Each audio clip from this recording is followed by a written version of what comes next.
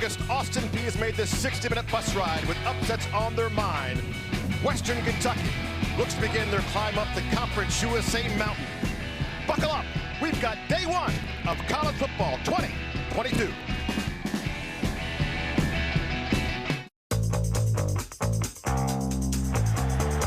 What a way to kick off a full-fledged weekend. Sounds like, it looks like, it feels like college football again. Is there anything better in college football? Here's Scarborough, who hasn't had many chances all year. To the house, 100 yards. For the end zone, Matthews caught a touchdown. Goes the fade route, near side end zone, got it hard. What a throw, what a catch. It's time for Dallas Smith. He'll walk in and score. And as he throws, caught. Here's can he get there? Sack City. One quick strike. Comes Will Anderson storming around the corner. Down goes Bennett. Got him, Harris. Corner. Speed on the gas and gone. UTSA. Gonna take it to the house. Club lit indeed. This game is everything. This is the world. And that's all, folks. Why college football is the best sport on the planet. And they have been hungry for some college football for quite some time now. Oh, the cooking looks good here in Bowling Green, Kentucky. College football on CBS Sports Network, presented by the Home Depot, Austin Peay, Western Kentucky. Greetings, folks. Chick Hernandez, along with the three-time Super Bowl champion and College Football Hall of Famer Randy Cross. Randy, 229 days ago, Georgia beat Alabama for the national title. Since that time, a lot of coaches have changed spots.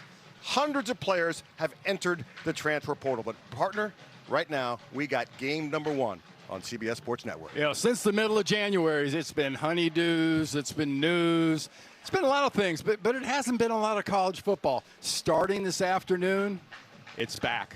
We've got our game back on TV, back in the stadiums, and it's a good thing for it. Western Kentucky, prolific offense last year, but their quarterback, Bailey Zappi, now with the New England Patriots, arguably had the greatest season of any college football quarterback ever.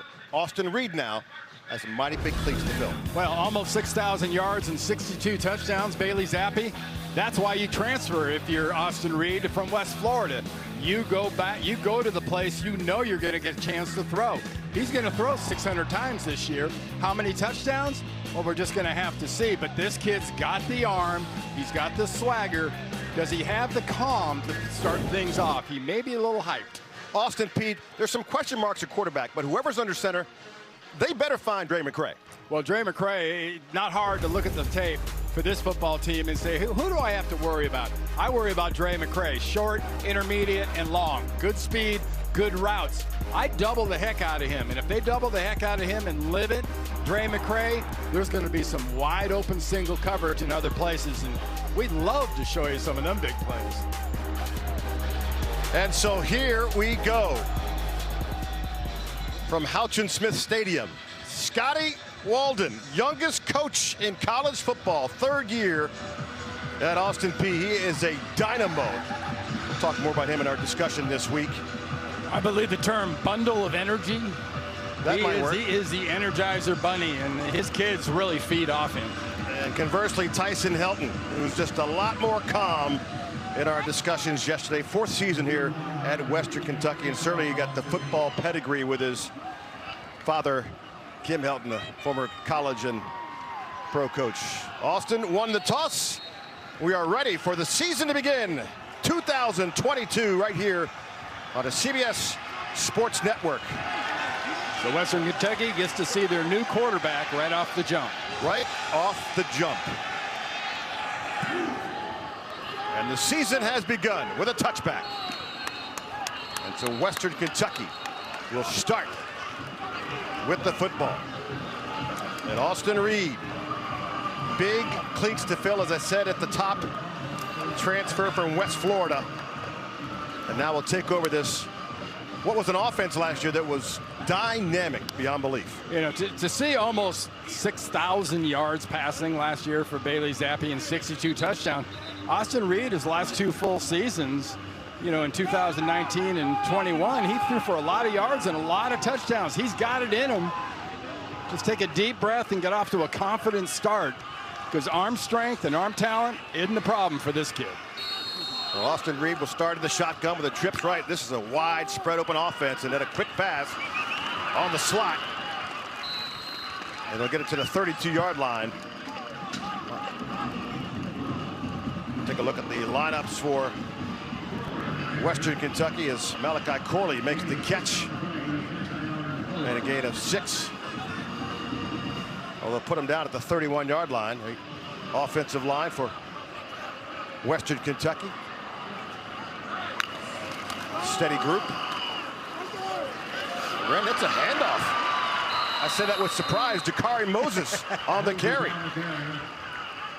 Well, Western Kentucky loves using their tight end, and on that one, Simon, the tight end, was on the right side. He had a beautiful block to really spring that run. Antoine Williams with the tackle and another run. And the stop this time, Josh Rudolph, the linebacker. So as you can tell here, pace isn't a problem for Western Kentucky. No. They run plays about every 12, 13 seconds if they're running ideally. Yeah, if you're going to get up and get a drink today, I would suggest waiting till there's a timeout and a commercial break, because you'll miss 3 or 4 plays if you do. Yeah, because both these offenses are just like this. They're both pace-oriented. 2nd and 8 for the Hilltoppers. Moses in the backfield. Play action. Reed to the middle. And that a nice defensive play there for Austin Peay. Yeah, trying to get that ball to Corley, who lined up in the right side slot. Went right straight up the field. He led that thing pretty well. That's just good defense. Shamari Simmons on the defensive play. And what did Coach tell us yesterday? He wanted to get that defense a little bit longer arms. And Shamari Simmons said, yeah, we're not looking to shut down windows. We're looking to close them. And he did right there. Yeah, you got 6 foot and 6'2" safeties starting. 3rd and 8. Reed. Cross body throw, but he can't quite make it on the cross body throw.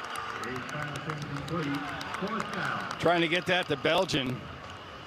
Just out of his reach.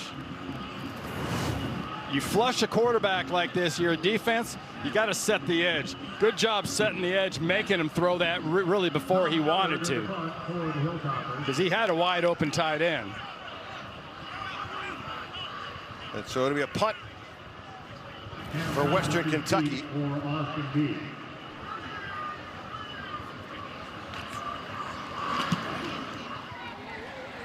Tyler on the punt. And a fair catch called at the 18-yard line for Austin Peay.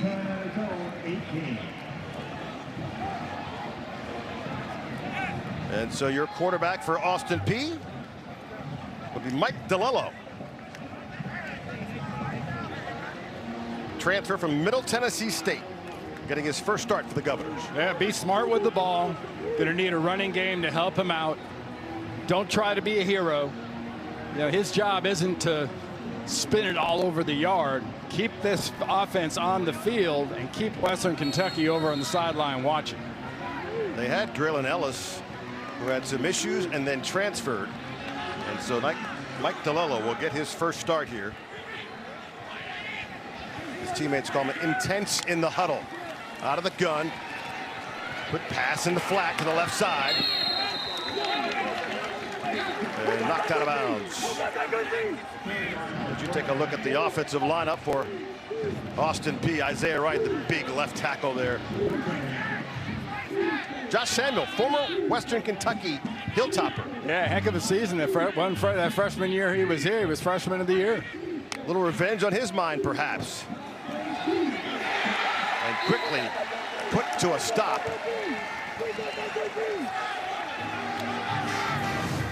Nice job by Ship, 97, coming across. Sheds that block, avoids that trap. That's how you disrupt an offense. You just weave through the blockers and keep running until you run into the guy with the ball. Darius Ship on the tackle. DeLello now looking deep. And playing center field is A.J. Brathwaite on the interception. Well, he was just waiting back there, Randy. That was not open. Taking that shot. Needed to take that shot about 5 yards deeper, so only your guy had a chance to get it. DeLello leads it out there. Good, deep. What's the term you hear? Deeper than the deepest? Well, that's it. You get deeper than the deepest and then come up, get that ball, and it's all yours. Yeah, Western Kentucky's got it going on early. College football on CBS Sports Network is sponsored by the Home Depot. How doers get more done. By Ram Trucks. Built to serve. And by Geico. Save even more when you bundle home and car insurance. Well, 2002 was the NCAA 1AA championship for Western Kentucky. It took place in Chattanooga. They beat McNeese State 34-14, winning their first 1AA championship. Jack Harbaugh was the coach back then. So high hopes now for Austin Reed taking the place of Bailey Zappi. And right off the bat, first play, a little reverse for the Hilltoppers. And David Davis ends up with the ball down to the 35-yard line of Austin Peay. And you actually saw a little willing blocking there out of Austin Reed as that reverse came around. Number 16 gets out in front. He engaged briefly. Briefly. Reed. Quick drop. Across the middle. And short. Intended for Joshua Simon, the tight end. Yeah, last year, Bailey Zappi's first year, he'd come from Houston Baptist along with Kitley, the offensive coordinator. He had over 400 yards and 7 touchdowns in the opening game against Tennessee Martin. And they were very quick to point out here to Austin Reed, you don't have to do that. We didn't get you for you to be Bailey Zappi. You just kind of do you. You do the best you. 2nd and 10 and a draw up the middle. Jakari Moses on the carry down to the 31-yard line. You look at Ben Arbuckle, the offensive coordinator for Western Kentucky. 30 years old for Arbuckle. Had a great conversation with him yesterday. Really high on Austin Reed. He loves that arm. He's pretty high opinion on what this kid can do with it. 3rd and 4. Toppers. 3 right out of the shotgun. Zappi looking in a slot. Intended for Michael Matheson. That's incomplete. It'll be 4th down. You know, they had 3 receivers on this bottom side of the screen, and then they motioned the running backs. So they had 4 receivers to that one side. Really nice job by Austin Peay of covering, and he really had nowhere to go. Oh, 4th and 4, and Tyson Helton's going to go for it. At the 31, needs to get down to the 26. Yeah, this is a good gut guess. You got stacks on both sides. 5 on the game clock. Reed, right side. David Davis on a solid grab and a 1st down for the Toppers. And quickly to the line of scrimmage. Well, if you give Austin Reed or any quarterback that can throw this kind of protection, that's going to be the result. No pressure. Draw once again left side. That one stopped.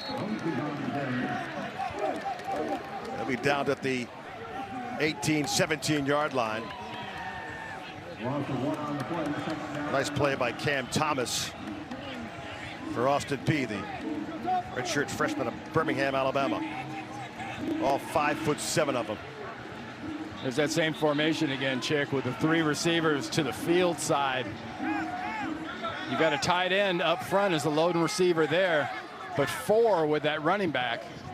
Now a little more balance. 2nd and 11. Up top, man wide open, touchdown, Western Kentucky. Malachi Corley with his first score of 2022.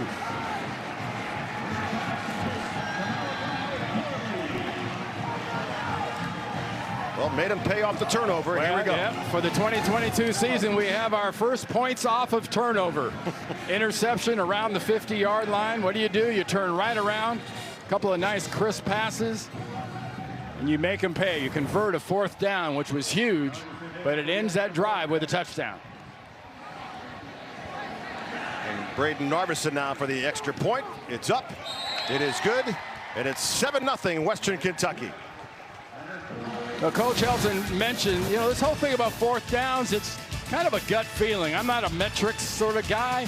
Well, the gut was right there. He gets himself a 1st down, and then a touchdown pops wide open in the middle. And if you're a Western Kentucky Hilltopper, you're thinking we might have a quarterback.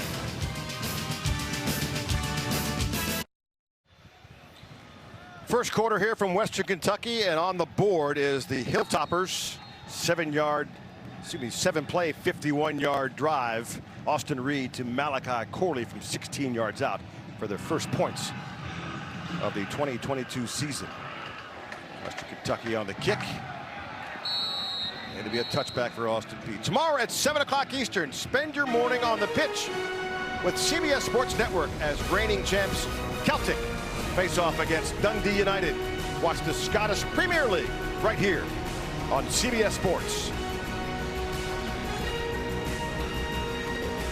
All right, so Austin Peay once again on offense.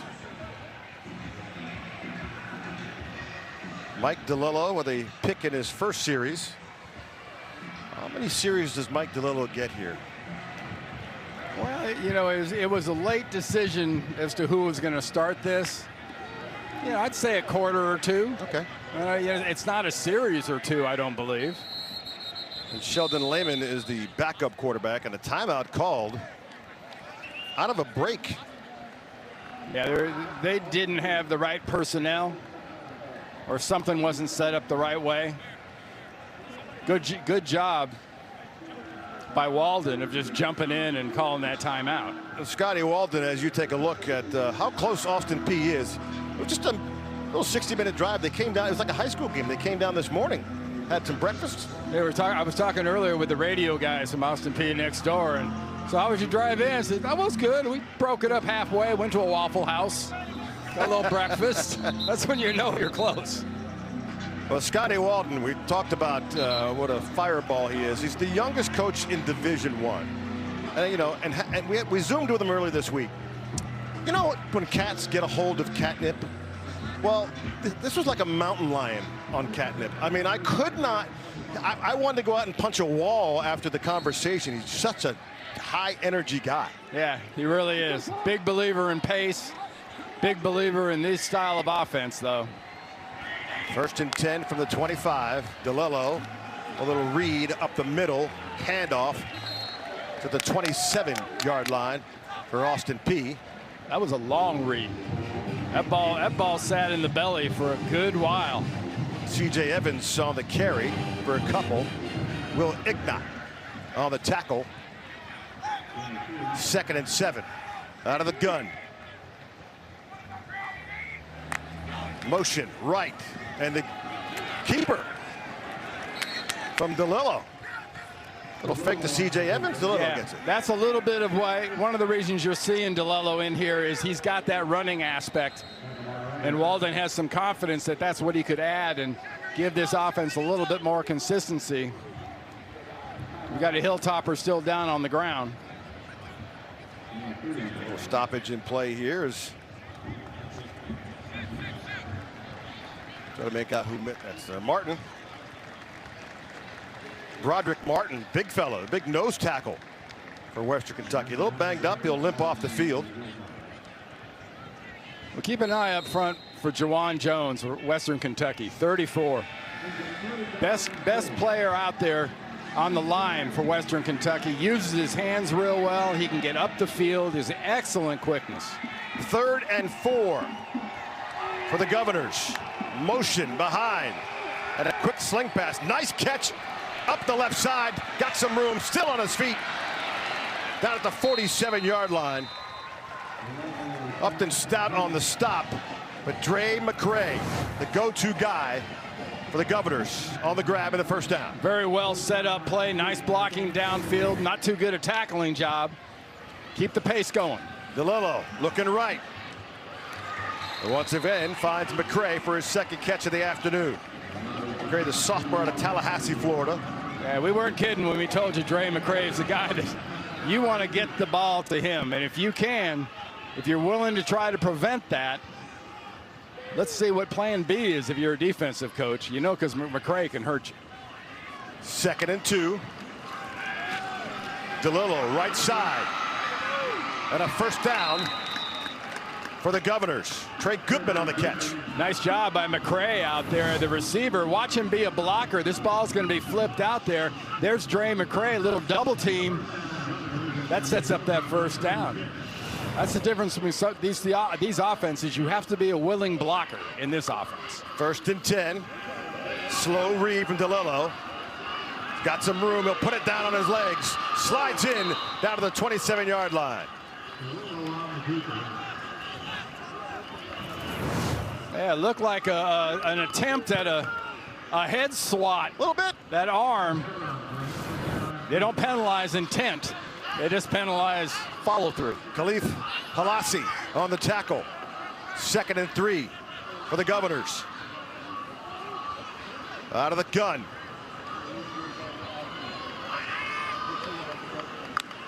Josh Samuel in the backfield, and Samuel on the carry, the former Hilltopper with the carry. You know, Chick, this is an offense, too. You got to remember, last year, this team went into Oxford, Mississippi, and played Ole Miss. And for a better part of a half, they gave Ole Miss all they could handle with this offense. Kind of frustrating. Nico Cooper on the tackle. 3rd and 1. DeLillo will pass or run. Takes it himself. First down. Got some room down to the 21-yard line. That is the X factor for DeLillo. Those legs, as you mentioned. Yep, so early on, you wonder, why is Mike DeLillo, why is he starting? Well, that's why he's starting. He adds that good decision-making process. You could almost see the 1, 2, 3. He got to that past that 3rd read. He was gone. Up the middle. Josh Samuel on the carry. Graduate from Greenville, South Carolina. He played his first couple of years here at Western Kentucky, transferred to Jacksonville State, and now finds himself at Austin Peay in his final year of football. So far, the Governors up front, their offensive line, doing a really nice job of staying with blocks, because guys like Juwan Jones up there, you could lose track of him pretty easy, but they're tracking those guys pretty well. 2nd and 6. DeLillo thrust out of the pocket, throws it away. The pressure put on. A nice defense. They're going to call that grounding or no? Jaquez Evans on the push, the pressure. Very nice. Good job. They're going to check. We'll see the officials, our referee is checking with everybody he can just to be sure there was actually a receiver in the area. There was a defender in the area, and I don't know if he had a receiver with him. That was an offensive lineman. That's going to be grounded. Kevin Bickner, the referee, with the call. He picks up the flag.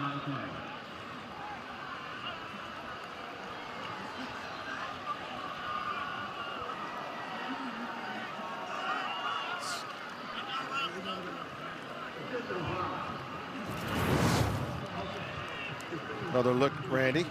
Yep. See that duo right there closest to the ball, wearing the wrong numbers if you're the offensive guy. Not eligible. That makes it grounding. Jaquez Evans on that sack. They call him Donut. Well, there's a lot of reasons you can get nicknamed Donut. Yes. He got it for a really good reason. At the photo shoot last year, he brought a box of donuts, and all the pictures are of Jaquez Evans with donuts in his mouth, and that's hence the nickname. I would have gotten the nickname for a far different reason. Yeah, well, yeah. Yeah. So 3rd and 17 now. DeLillo looks left, little screen right. And good defensive stop there. Josh Samuel on the screen, but once again, Evans on the stop. Little 3-on-3 crime. Yeah, how about Josh Evans getting out there, but you come through that block and make that tackle. And that's what football at this level, at any level, is all about. The first tackler. If your first tackler can get the man down, you limit your defense that you're going to give up unbelievably. And that's a good job of being the first guy and being effective making that first tackle. All right, Maddox Trujillo on the field goal attempt from 41 yards. They call him Automatics. Very good last year. Kick is up, and that one's through. 3 points for Austin Peay. We got ourselves a ball game early on in the 2022 season. Coming back on the CBS Sports Network. You see Tyson Helton, the head coach at Western Kentucky. His father, Kim, it's all in the family. Kim Helton, longtime college coach, NFL coach. Clay, the brother, is the head coach at Georgia Southern. And, of course, the nephew of Tyson Helton, Turner Helton, is a freshman quarterback here on this squad. Yeah, what a great football family. There's Father Kim. They are a lot of fun to be around. They know this game. We were talking to the coach yesterday, and all of a sudden Kim Helton walked in, which I think was completely planned, by the way, just to meet Randy Cross. It'll be a touchback. Western Kentucky will start for their 25. The big as O-lineman and O-line coaches stick together. Tyson Helton told us, I'm probably the only coach in the country that says yes sir, no sir to my analyst. Yeah. His dad. He said he brought his dad in 2019. As you take a look at that, son and father. The last time, the Bowdens, Bobby and Tommy. Absolutely impressive pedigree there. But he said he brought his dad in 2019, first year as a head coach, and he was such a wealth of information. And Kim Helton, he's still at it. He says, like, the day after a game, the day after a practice, he wakes up in the morning and there's a review and grades and everything else for all the drills and all the players. So he's still very involved in his son's program. And his other son. What a great asset. Clay as well at Georgia Southern. So they both get reports on their teams because through the miracle of technology, he can watch on an iPad and grade everybody. And both coaches love it. So Western Kentucky will start from their 25. Austin Reed out of the gun. Little spin move, but going nowhere is Davion Irvin Poindexter. And nothing will break up a play faster than shedding and running. You shed through a block or you run through a hole, you're going to be right there. And they both happened on that hole, on that play. Josh Rudolph on the tackle, the sophomore from Montgomery, Alabama. 2nd and 12 at the loss of 2. Reed nearly loses the snap. That one knocked away. And once again, the defense stepping up for Austin Peay. I'll tell you, I'll take exception to that because the defense didn't snap that. That's adjusting to what probably should have been a fumble somewhere over his head. Reed does a good job of tipping it back to himself. The normally trustworthy center, Rusty Stats. A little errant snap there out of the shotgun. It'll be 3rd and 12 with 5:19 to go here. Stats took the unusual route of starting his college career at NAPS, the Naval Academy Prep School, then ended up here at Western Kentucky. 3rd and 12. Reed, flag on the play. Reed, right side, looking for Malachi Corley. Wow, that was a nice throw. Might not matter, but that was a nice throw. Talk about spinning it. Yep. Could have been a formation problem. We'll wait for Kevin McNair and company to make a decision. Look at that. But I mean, that's not even a window. That's just a hint that he might be open and spinning that thing out there.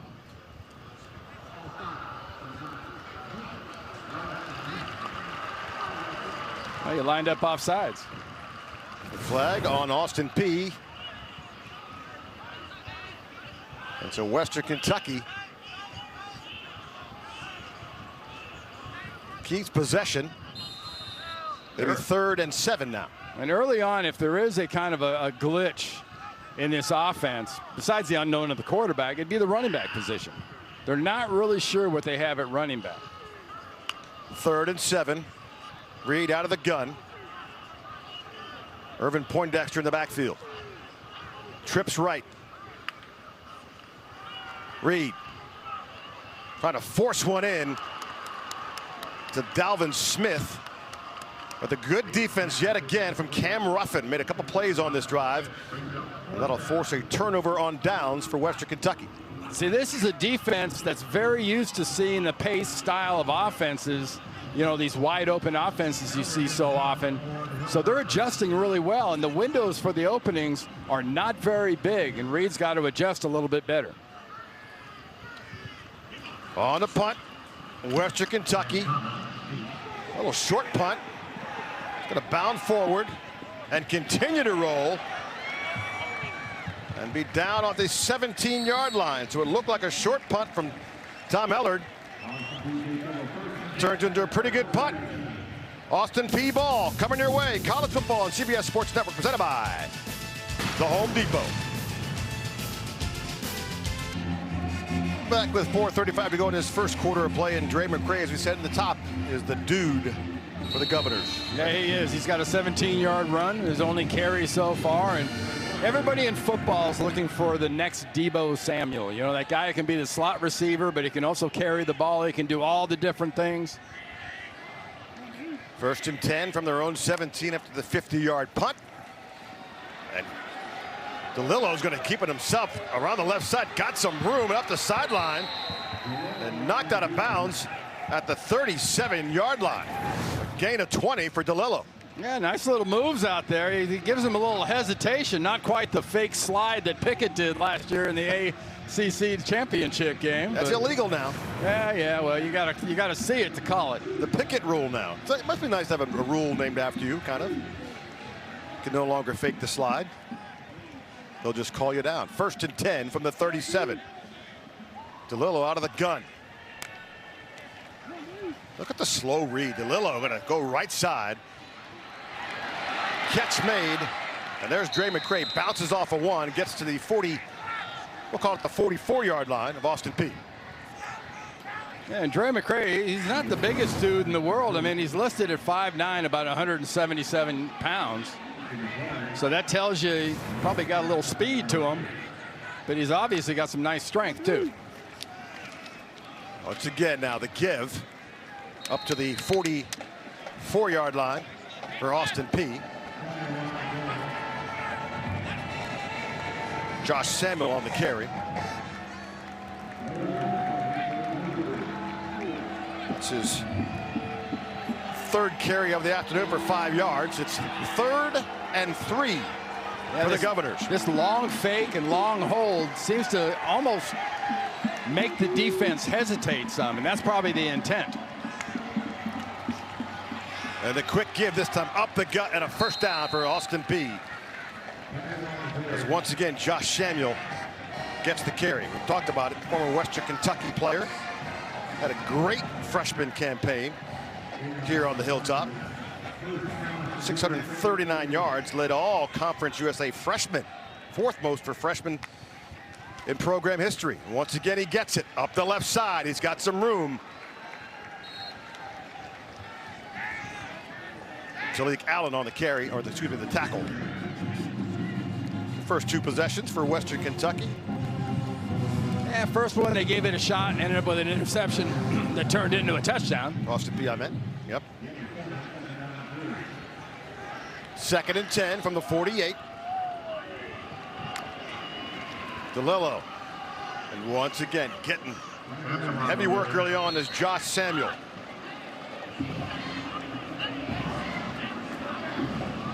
Yeah, I like some of the play designs that Austin Peay has. Nice usage of that H-back tight end movement. Almost looks like a trapper type setup. But that offensive line is maintaining contact with the Western Kentucky defensive line. That's why the run is so prevalent right now. Call it 3rd and 1 for the Governors. 1:46 left in this first quarter of play. DeLillo going to throw it right side in the slot. He's got McCray. To the 10, 15, touchdown. On a 3rd and short, the touchdown from DeLillo to McCray, and Austin Peay has the lead. Well, you remember what I said about first tackler? You get your first chance, didn't get much of a chance. Then after that, there was nobody that was going to make a tackle on Dre McCray. That's why you just keep feeding a kid like this. And that's why I personally think you got to double a guy like this. You got to go out of your way to take him away. 2-point conversion. And they'll switch to a kick, it looks like. Maddox Trujillo on for the extra point. Trey Goodman, the holder.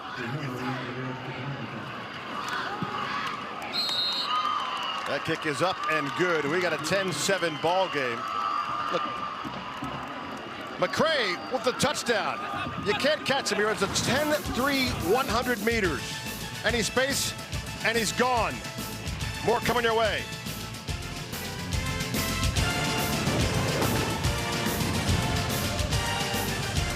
On Season 5 of Fansville, college football is back, and it's total chaos. The conference lines are being redrawn, and Fansville's being ripped apart. And nothing Sorry, Logan, you live in tech country now. But I hate tech! will ever be the same. Schools are changing conferences! Players are changing schools! What happened to tradition? So hold on to your Dr. Pepper. That's called an off tackle. That's where the running back runs. I know what it is. Did you just fansplain me? I'm sorry. I was out of bounds. That's where a player steps back. Dr. Pepper, the one fans deserve. Austin Peay comes back with a touchdown drive. And Dre McCray, the recipient of the touchdown pass from Mike DeLillo. Coach talked about it. If you get him in any kind of space, 10-3, 100 meters, it's pretty quick. Yeah, I don't care what you want to call it. If it's yards after catch, if it's run after catch, if you've got a guy at wide receiver or slot, and that is his forte, man, it makes it automatically even a tougher offense. Austin Peay will kick. 1:35 to go in this first quarter play. Touchback, and Western Kentucky will start from their 25. Another look here at the score on a third down play. Yeah, quick little flip right there between defenders, and as soon as that ball is carried, I mean, there's nothing.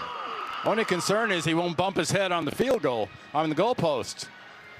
But then you set up with the 2-point going the other way. Then you shift in here just to make sure everybody's paying attention. Could see something that might be odd. Yeah. Go ahead and go with it. This is kind of Scotty Walden's MO. He's going to make sure you're paying attention. But right now, Scotty Walden's got to be happy with the way his team has come back after the early interception. Right now with a 3-point lead on the road here in this first quarter of play. Western Kentucky now on offense. Austin Reed with the give to Irvin Poindexter up the right side for a couple of yards. It'll be a quick pace from Western Kentucky. If Western Kentucky does indeed end up taking control of this game, it's going to be because their offensive line takes control of the line of scrimmage. Because right now they don't have control of the line of scrimmage. Austin Peay's doing a very nice job on this run game. 2nd and 6. Reed right side. The catch down on one knee is David Davis. It'll be 3rd and 1 after the gain of 5 for Western Kentucky. I haven't seen that much David Davis Sr. on a uniform before. I haven't seen that much. Senior. I've seen juniors, not a whole lot of seniors on a jersey. 3rd and 2 now. Most likely final play of this first quarter. Reed out of the gun, up the middle. That's a first down for the Hilltoppers. There's a little control of the line of scrimmage for you if you're Western Kentucky. I said last play of the first quarter, I was wrong. Quickly they go right back at it. And Davion Irvin Poindexter again with the carry, gets to the 42-yard line. That Rusty Stats, who's a starting center for Western Kentucky, the coaches talk a lot about him being the leader, kind of the bell cow. Be interesting to see him here during the timeout, during the quarter change, how much of that bell cow has to say to his boys. Oh, the first quarter is done. It is. We've seen 2 touchdowns. A big pass into the end zone by Reed, and a McCray blur for 6.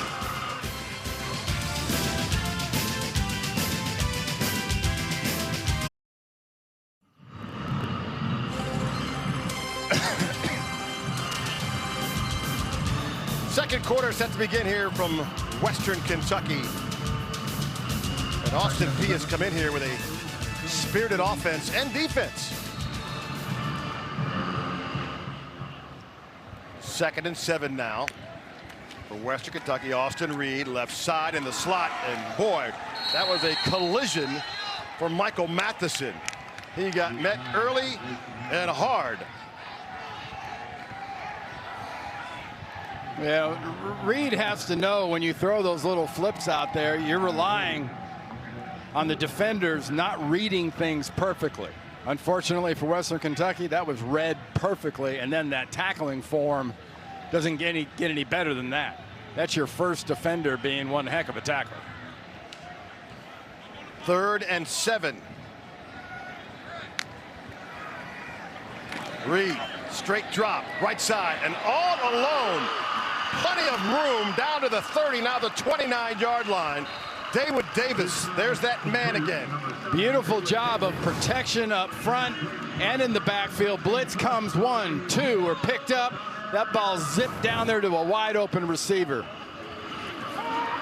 Quickly, Reed steps up. Gonna throw left side, wide open. Got a blocker down the field, down to the 12-yard line. He wasn't past the line of scrimmage, was he? That's a good question.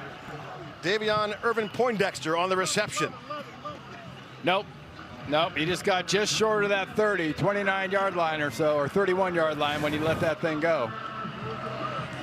And so quickly, Western Kentucky moving down the field. Trying to answer the touchdown from Austin Peay. And Austin Reed right now. Bringing Beljan in, their backup tight end. It's a luxury they have. They have 2 really nice tight ends here at Western Kentucky. Very important to Helton's offense. 1st and 10 from the 11, left side. Malachi Corley's got some room, up the gut, spins in, loses the helmet. At least one does, but the touchdown from Corley. Scared me for a second. Thought a head came off. And Malachi Corley with his 2nd touchdown of the afternoon. Well, those tight ends will take you to the ball a lot. Well, Beljan's out there as a blocker right there, making a nice block. That little spin, the helmet comes off. If that's out into the field, that play's basically dead. When the helmet comes off, or you're dead as a player, you can't continue a play without your lid. Well, that was Shamari Simmons who lost his headgear and lost the battle at the collision. Braden Narveson now on for the extra point. And Western Kentucky with an answer, 14-10. So how do you clean up a stat that was 3 for 10 passing? You do pretty well. Now 8 for 14 passing is Austin Reed with a couple accurate get ones.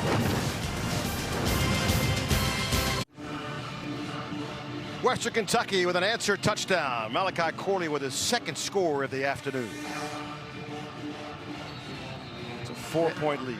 Well thought out play, well designed play. Little backside block occurred where they really couldn't see the tackler was coming from the backside. Good job by Beljan. Can we use Corley's fan up here, by the way? Not allowed? Another lid left. Oh, they're knocking on the field. Another look here at the touchdown for Austin Peay. This could be Western Kentucky. Well, here's Beljan. Here's Corley. And watch Beljan right about here on the backside of this play as Corley runs through. Those tacklers you can see are one thing, but the one you can't see, you pick up one of those, that's a plus. Good job by Beljan. Really nice job by Corley running through contact. He won that battle over Shamari Simmons. All right, so Austin Peay now. Mike DeLillo has settled in for the Governors. 1st and 10 from the 22. And DeLillo will keep it himself for a couple. 13 minutes to go here in this first half of play. On a hot afternoon. You do that long hold on the fake. It has an immediate effect. Every time you see that, try to glance over to the defense. When you see that long hold, look what the defense is doing. Look where the linebackers, it makes them literally almost stop in their tracks. But you really got to sell that long hold too, by the way. 2nd and 8 on their 22-yard line. DeLilla out of the gun. The long hold, he'll throw across the middle. That's a nice defensive play. Knocked down the long arms of that defense for Western Kentucky. Yep, Coach Summers, the defensive coordinator, he was obsessed this offseason and pounding it into these kids' brains. You got to get longer. You got to play longer, and that closes those windows. I mean, it doesn't limit them, it closes the windows, and that's a big difference when you can get those arms out there and swat those things down. Khalif Halassi, the redshirt junior out of Elk Grove, California. 6'1", 200, and a little bit of a wingspan there. 3rd and 8. Naked backfield, right side. Throw and catch. But Halassi with the stop. Josh Samuel on the reception. It'll be 4th and 8 for Austin Peay. A nice defensive series for the Hilltoppers. Yeah, this is screaming punt. There you go. 27. You're right now. You're down a little bit. This would be a bad place to take that gamble. I'd still be very aware if I was the punt return team for Western Kentucky of the possibilities of a fake. But you see the personal protectors up there in the front of this punt formation. Those aren't receivers. Upton Stout is back in punt return for Western Kentucky, and the coach admitted to us it's been a bit of an inconsistency during camp as to if our guys can make the plays back there. Stout will catch and run. He's got some room right side. Upton Stout.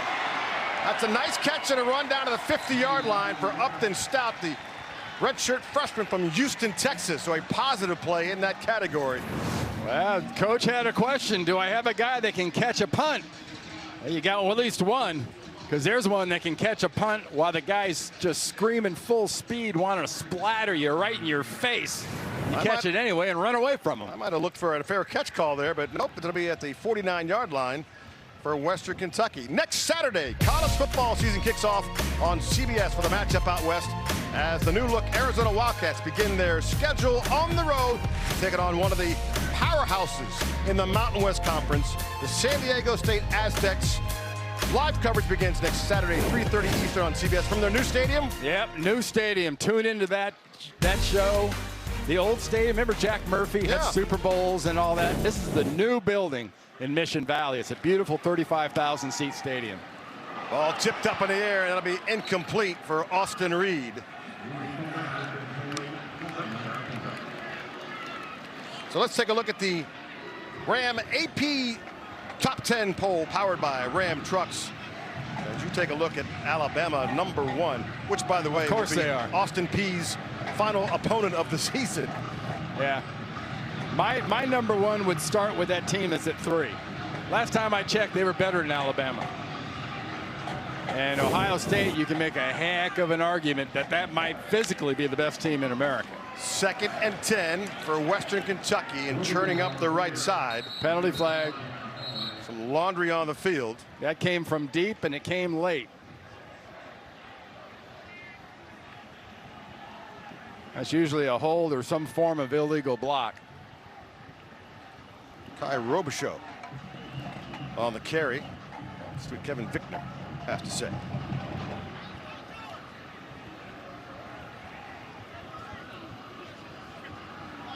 Tripping. Tripping. Why, are you tripping? I've been tripping for a long time. So the left tackle, Mark Good, on the trip. You never did this, did you? Bottom of the screen right there. Yep. Yeah, you start that extra leg and throw it out there. That's going to end up being tripping. 300-pounder Mark Good with the trip.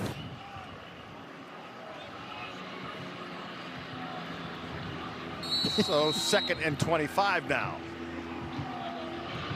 for Austin Reed. Going to have to churn some yardage. Little motion to Corley. Reed trips, falls, and we'll call that technically a sack. It looked like more of a splat.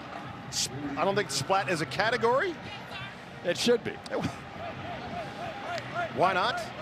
So Austin Reed goes down. It'll be Third now. That's one for the turf monster. And a bunch. Tyson Helton trying to get his offense going. Well, this style of offense, though, you know, when Hal Mummy and Rick Leach and company started this style of offense, big chunks were the reason they were so successful early and are still so successful at all levels of football. We'll give Corey Chapman the sack off the trip.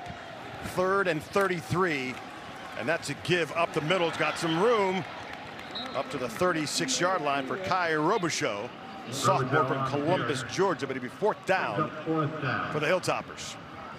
Once again, Austin Peay with a nice defensive stand will get the ball back down 4.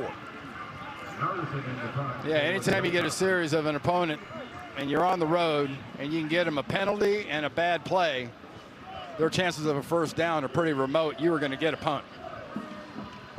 Cam Thomas is back for the Governors, and he gets hit before the ball hits him, and the flags are thrown. Laundry all over the field. Just can't quite do that. Yeah, that's a little bit of interference on catching the ball. Take another look here. Good to see that he's okay. He ducked his head and everything. Catch interference. Number 5, kicking team. 15-yard penalty from the dead ball spot. Weber on the transgression. He got his money's worth, though. he went sideways right into his gut. Rome Weber on the problem. College football on CBS Sports Network, presented by the Home Depot. Back here in Bowling Green, Kentucky, as you take a look at the 2 quarterbacks in this one, Mike DeLillo, who's acquitted himself quite nicely here for Austin Peay in the early going. Austin Reed filling those shoes of Bailey Zappi. And the wild card in this is right down there, yeah, with the rushing yards that DeLillo has added. Well, he's got the rock, and he's under center here on a 1st and 10 from their own 43. Left side give. Not a whole lot of room as that Western Kentucky offense steps up and puts a stop to it. It'll be 2nd down for Austin Peay. Khalif Halassi on the stop. Well, there was a gang of Hilltoppers. 2nd and 11. DeLillo, slow pause, drop, forced out of the pocket. He's got a lot of room. DeLillo slides at the 47-yard line of Western Kentucky. You're going to be about 2 yards short of a 1st down, but man, that is good composure. He escapes that rush. Rush comes on the right to the middle, and he flushes out right, and he had nothing but green plastic grass in front of him. So just short on the slide. It'll be 3rd and 3 as Austin Peay makes a late line substitution.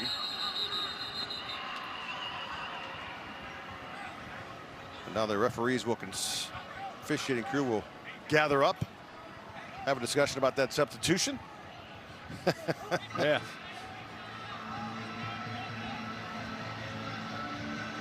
Kobe Nash came in late. He's like, wait, was it me?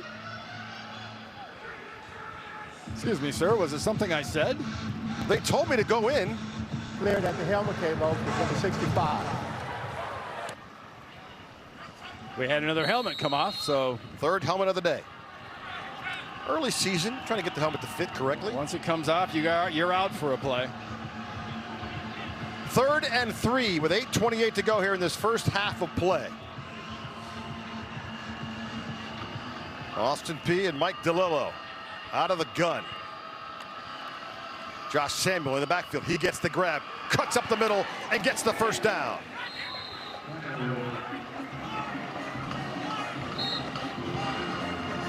The 1st down for Austin Peay. Look at the inside of this offensive line for Austin Peay. You've got the penetration by Western Kentucky, but if you can't make the tackle, it doesn't really much matter how far across you get.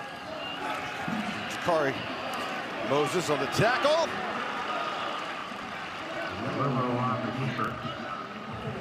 Short gain, little just inside the interior line there, and DeLillo's got no room. Jaquez Evans on the tackle. Evans been very prominent here in the early going. That's how you collapse the pocket once that quarterback steps up into it. Naked backfield for DeLillo. 2nd and 11. McCray right side, and boy, he did all he could just to hang on to the ball, but a quick tackle there for Western Kentucky. And once again, Halasi on the grab. Yeah, what a nice play, nice fill, making that tackle. So 3rd and 11 for Austin Peay. A lot of substitutions there for Western Kentucky. They've got several personnel packages. They do a lot of substitution. Out of the gun. Whistle blow. It'll be a timeout called for Western Kentucky. We'll take a timeout as well. Sometimes you have so many packages for substitutions, you don't have the right guys in. Early on, this delay on the hesitation on the handoff was giving Western Kentucky some problems. DeLillo has got nowhere to go on that run. He gets the ball out of his hand really quick, gets it outside, but this is just excellent defense by Coach Summers' defense, their defensive coordinator. A lot of diversity, a lot of different groupings. I think they might have been a little mixed up on the last grouping. That's why we had a timeout. Early season woes. 7 minutes, 1 second to go here in this first half. 3rd and 11 for Austin Peay. Out of the timeout by Western Kentucky with the defensive confusion. Let's see if they've all got it settled. And the Hilltoppers are coming. DeLillo got no room and a sack. So great defensive effort. Lorenzo Hernandez, the defensive tackle, with a great last name and a great play. A gap, B gap, A gap, B gap. Watch the defenders come screaming through those gaps. They start with the A gaps, they end up in the B gaps. You collapse it like that, that's some really nice defense. Tyson Summers, the defensive coordinator, has got a history back with, you know, Kirby Smart and Nick Saban, that style of defense. You can tell from all these packages and the different looks they give you in those types of situations. If you followed Georgia's defense much last year, you saw a lot of that. You saw a lot of that stuff. We talked to Tyson Summers yesterday, and he says he gets to the office about 3:30, 4 o'clock in the morning, gives himself about 3 hours where no one is calling, no one is texting. He can just look at his game plan, and then it changes. He's pretty safe from the civilized world at 4 o'clock in the morning. I'm not calling him. I'm not calling him at 4:15 in the morning. No shot, unless I'm still up from the night before. 4-point lead for Western Kentucky, who had a great offense last year. I mean, they were just flat out ridiculous. As you take a look at the numbers, passing yards, #1 in the country. I mean, 62 touchdown passes. Is that good? They're going to get their offense back on the field here, and they can score on any particular play they choose to run. That's the kind of offense they have. Upton Stout is back for Western Kentucky and picks up the bounce. It came right to him. Pretty smart play for Upton Stout. Doesn't let that ball get inside the 10. You mentioned earlier that, you know, Tyson Summers was a little, Tyson Helton was a little concerned with who was going to be catching punts for him. Tell you what, that one where everybody was screaming in his face, there's a lot of shortstops and second basemen to be proud of catching a ground ball like that. He got 10 yards out of it. I like the baseball reference. And Upton Stout, so far so good for the punt return unit for Western Kentucky. And they'll get the ball 1st and 10 from their own 19 with 6:17 to go here, and looking to push their 4-point lead. And Austin Reed at quarterback, 8 of 15 for 99 yards and 2 touchdown passes so far. So they would take that. Give up the middle. And churning out yards. That's a strong run for Kai Robichaux. Got a governor down on the ground. So Austin Peay's Antoine Williams redshirt sophomore out of Birmingham, Alabama, who's made some plays this afternoon, is down on the field. 8 tackles in 11 games played last year. Right now he is down on this field, perhaps a little cramp. It is hot today, around 88 degrees. A little cloud cover, but Williams seems to be okay as he'll get to the sideline. I got to be honest with you. I would never confuse this with summer, because summer in the South can get a little sticky. A little sticky. Absolutely. It is 100% humidity. Why, is it raining? No, you know you're in an area that's got great humidity or significant humidity when you can taste the air. If you can taste the air, it's humid. That is not a thought I needed to have, Randy Cross. 2nd and 5 for Western Kentucky. Out of the gun, Reed. Across the middle, a dangerous pass, but it's caught by Kai Robichaux. Not much on it. Gain of a couple. And we'll call it 3rd and 2.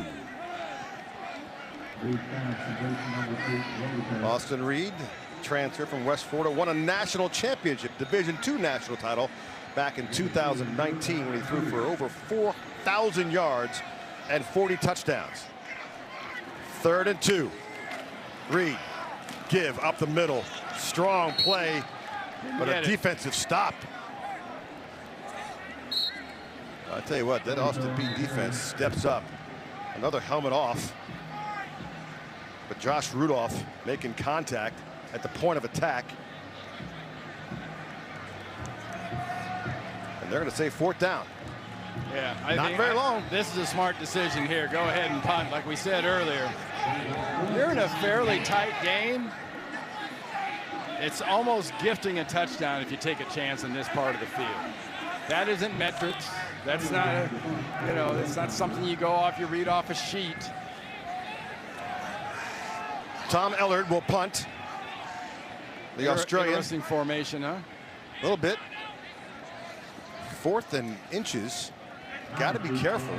Cam Thomas is back for Austin Peay. The left-footed kicker gets it away. Thomas calling for a fair catch at the 30-yard line. It'll be, we'll call it 32 for Austin Peay. Austin Peay with a chance to take the lead here late in the first half. Western Kentucky with a 4-point lead, but Austin Peay will have their ball 1st and 10 from the 32. You know, one of the sure signs that college football is back. Yeah. Cliches. Oh. Slogans. Every coach has got a slogan and a theme for the year. Austin Peay's got this stuff on the back of their t-shirts. You got to see this. Okay. It's hard to explain. You got to see it. All right. Hopefully you can explain it to me. 1st and 10 from the 32. DeLillo, left side, look at it, that's a pick 6. Western Kentucky right back in the end zone on a pick 6. DeLillo thought he had a man in the flat, but Upton Stout says, I don't think so. Pick 6, DeLillo. Tell you what, that's what you call a little confusion. DeLillo playing DeSanta. Ho, ho, ho. He throws that one, and he makes a heck of an effort getting over there, as he should. But there isn't a receiver there. The only one that's there is the guy that ends up scoring. Well, extra point going to be coming up. Cam Thomas apparently ran the wrong route because DeLillo saw something else. Larson on for the extra point. Or he's colorblind. And it's good. Fireworks at the stadium. And 21-10, Western Kentucky. Coming up, the Ram Trucks halftime report. The crew, Amanda, Brian, Danny Cannell, going to preview Florida and FAU right here on the CBS Sports Network. coming up next. Oh, that was a deflating play for Austin Peay, to say the least. Chickernet is Mr. Obvious. Yes, yes, it's you get it on the side. It's not even worth drawing up on. You know, they got those whiteboards on the sideline with the markers. It's don't waste the marker juice. Those things have a life. Don't waste the juice. Mike DeLillo thought Cam Thomas was going to break to the out. Cam Thomas thought he was going down the field. Both, well, one of them was wrong. And Upton Stout with a pick 6 for Western Kentucky. And Upton Stout's had himself a pretty good game. 2 punt returns, smart moves, yep, and the pick 6. And the coach referred to him as a little bit of a pit bull personality-wise, and he's been all bite and bark. Western Kentucky will kick from the 3. Here comes Austin Peay. And down at the 10-yard line. Take one more look at this pick 6. One more time. Concentrate on this area right up here, top of the screen. You're going to see a hole develop, and that hole's only going to have one football player in it. It's Stout. Ball enters hole. Hole scores touchdown. That was well put. They're going to re-kick this.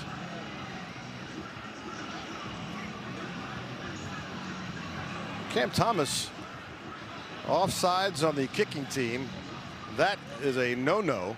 Yeah, that's always worth noting, the difference where the ball ends up, because they were going to be somewhere around the 10-yard line because of that great coverage. But maybe it was great because they were offsides. But now it's a matter of just add those. Those are kind of the hidden yards in football you talk about all the time. And that was Cam Thomas again on the return. So trying to make up for his gaffe, he took one down from the 3-yard line. Probably not what you want to do, and got caught at the 10. So we'll see if there's any positive yards now for Austin Peay. This ball out of bounds, and you'll get some positive yards. Big time positive yards. So a mistake from the kicker. So instead of being on the 10-yard line, you're going to be on the 35-yard line. That'll work. That gives you a lot more room to breathe when you're on the offensive side of the ball. Kicking team. Ball is placed at the 40-yard line. First down, Austin Peay. Well, he said 40. The ball currently at the 35. It's about to be on the 40. Last year's rule. So Riley Stevens on the kick. That is not what you want from your kicker after a second opportunity. It's a gain of 30 yards. Austin Peay now, 1st and 10 from the 40. 4:22 to go in this first half. And up the middle, Josh Samuel. Up the gut, Jaden Hunter on the tackle. There it is. There's your slogan. Chase the lion. Well, I mean, look at it realistically. Okay. Which end of that relationship would you rather be on? You want to be the chaser or the chasee? Chasee, by the way, chasee, that's where the teeth are. I'd just rather sit on my couch and watch Wild Kingdom. Get that tiger by that lion by the tail. In order to do that, you got to have to chase him. All right, Josh Samuel on the carry. Jawan Jones with the tackle. It'll be 3rd and 3 for Austin Peay as things have kind of slowed down for this Governor's offense. Trips right for the Governors. Out of the gun, DeLillo. He's going to take it himself up the middle and gets the first down. I was just going to say that's kind of been the missing part of the formula here for this offense. When it's been impressive so far today, it's been when DeLillo has mixed in his runs, getting himself some of those extra yards.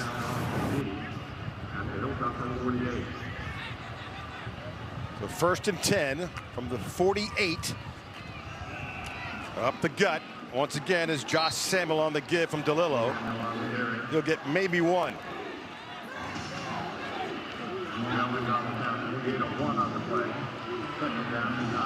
2:50 to go, first half. Western Kentucky with an 11-point lead, and that happened quickly. Second down, 4 players come in with a new personnel grouping. You'll see them, they'll be in a 3-4. They'll look like a 4-3. At points, they'll have 2 down linemen with hands on the ground. Look like a bunch of linebackers. I mean, it's a defense that keeps you guessing. 2nd and 9. Samuel on the carry, left side. He's got some room. Down the left side. Samuel knocked out of bounds at the 18-yard line, and Nico Cooper on the stop for the Hilltoppers. Yeah, and while you're guessing, they're running right at you. A nice execution up front, especially that left side of that offensive line. Isaiah Wright, Harrison Wilkes doing a really solid job. 1st and 10 from the 23. Samuel remains in the backfield. He's got the ball. Picks his way through for a couple of yards. His 7th carry of the afternoon for Josh Samuel, the former Hilltopper. You got a governor on the ground. One of the old linemen is hurt. Let's go. That's Brennan Smith, redshirt freshman from Pensacola, Florida, down on the turf. Looks like he might have got rolled up on. Dominique Bradshaw on the tackle for Western Kentucky. Yeah, I can tell you from experience, getting that pile rolling up in the back of your legs like that, right there in the middle of the screen, you never see it. You can't expect it. You can't avoid it, but it's inevitable. It's gonna happen. So Brennan Smith played 2 games last year.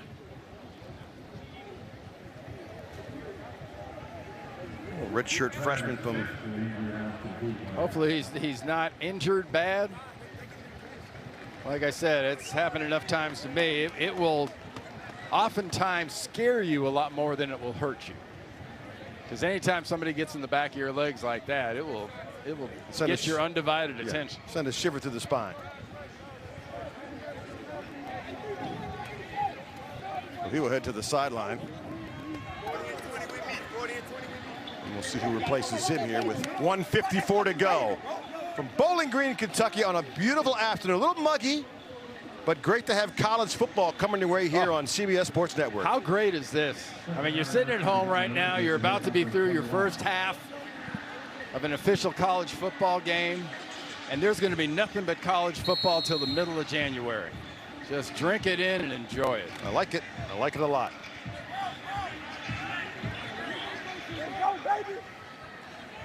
Second and 8, 1:43 to go. Clock ticking. Mike DeLillo looking to get his team back on board. Down 11 out of the gun. He'll keep it himself. Left side. Churn for 2 yards. Knocked out of bounds. Just inside the 15-yard line. Upton Stout. There is that man again with the play. Yeah, when you're devoted to this style of an offense, it's something that you really have to have, is this running aspect in this air raid style of offense. If you've got that added aspect, you can be dangerous. Today's Red Zone, a reminder, is brought to you by Verizon. This is going to be close. Upton Stout once again on the tackle. Well, he has been active.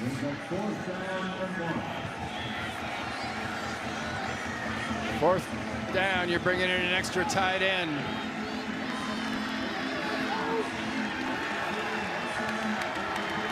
Fourth and 1 minute to go for Austin Peay, the crowd now. And you're in the shotgun. Nope, there it is. Gets under center. Looking for the sneak. He does. Let's see where the mark is. It's going to be tight. No, it's going to be a first down. It's being marked from that high side there. He got it. See, anytime, you can't be afraid of a short yardage play that starts in shotgun. But when you see the quarterback run up and get under the center, and then the running backs, like they did right there, they both went right there in like a diamond formation behind him. The play that made that famous was Notre Dame USC with the Bush push. Back then it wasn't legal. Now you can get away with it. That's why you bring those backs in there. As soon as that ball snapped, their job is to drive into the back of that quarterback and help get the first down. You don't mind being rolled up there. 43 seconds to go here in this first half. And they will measure. Oh, it's not going to be by a whole bunch, but he's got it. He's going to have it by about a stripe. A stripe. Are we going to bring out an index card again for to get this done? Yeah, see the front stripe? Well done. Good call. Great eyes.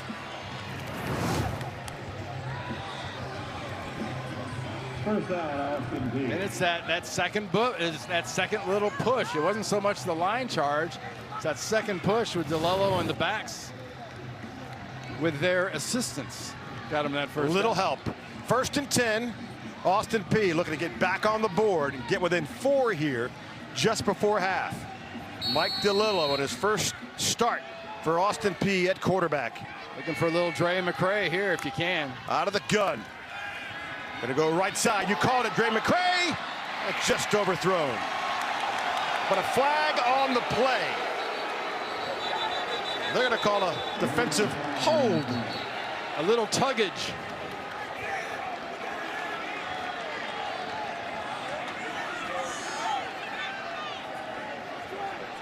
C.J. Jones will be the culprit for Western Kentucky. Pass interference. Number 12. Defense. 12. In the end zone. The ball will be placed at the 2-yard line. Khalif Halassi. So you're going to see it right in front of you. Right about the time the two players, McCray, came into view, that's right about where that little tug and that armbar hesitation was. Khalif Halassi, who's been a pretty good game so far, called for the pass interference. And it happened in the end zone, so that's why the ball's where it's at. 1st and 10, 1st and goal from the 2. 32 seconds left. Samuel in the backfield, the former Hilltopper. Out of the gun. Samuel, the give, left side, trying to bust his way in. Breaks the plane. Waiting on the call. Did he get that over? They're going to say he's down. And Scotty Walden, the Austin Peay coach, quickly calls timeout. Yeah, he wants to give them a chance to review that. Take a second look at it. And I mean, there's 22 seconds left.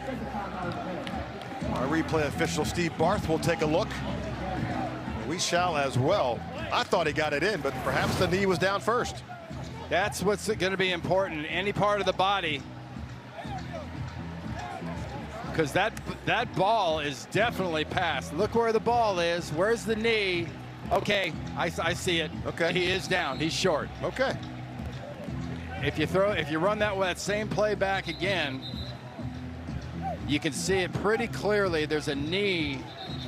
The black pants of the Western Kentucky runner, Samuel, is down. I think it's a little closer to the goal line than that, but his knee was definitely down. Josh Samuel really wanted that touchdown against his former team. Perhaps he'll get another shot here with 26 seconds to go. Austin Peay has 1 timeout left. I like the little goal line sugar huddle. Why be 8-10 yards away? There's no secret. We're gonna come out in split formation and throw an 80-yard pass? I don't think so. Samuel in the backfield. DeLello out of the gun.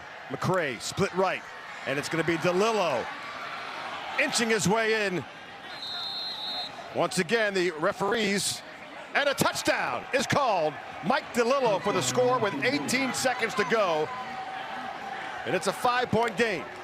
Yeah, anytime you get in that shotgun formation in this goal line, less than a yard to go, it's sort of the football purist in you gets a little queasy and say, oh, it's an awful long way to have to run.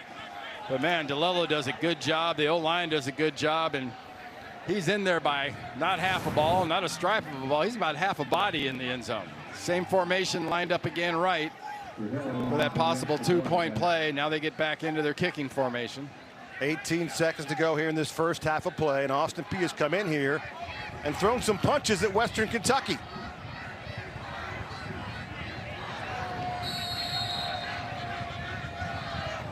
Trujillo on now for the extra point. Kick is up, inside the upright, and it's 21-17. That's a nice little belt. for DeLillo. For the touchdown? For the touchdown. I like that. I think it's a little too early to be celebrating right now, though. It's this game statistically is about as even as the score is. I mean, it's a 21-17 game. You've got right at about 300 total yards of offense in this game. There have been some big plays. There have been some big mistakes. I mean, this has been so far, whether you're on Scotty Weldon's side or you're on the other side, and Coach on that side, you're looking at mistakes are the difference. And if you're Coach Helton, you're getting in the locker room and you're telling your guys, we're the better team. You saw the number there. Austin Peay 1 for 28, 1 and 28 against FBS schools, but you saw right there have been some losses for Western Kentucky. 2019 against Central Arkansas was the last time. So there is a precedent here. Well, how you adjust is always very important in any football game, but especially an opener like this where you've got two teams from different kind of levels. Atlantic Sun, Conference USA. How you adjust and how you come out in the second half will determine who wins this football game. Riley Stevens on to kick for Austin Peay. That'll go through the end zone, touchback. So 18 seconds to go for Western Kentucky. And they find themselves with a 4-point lead, 21-17.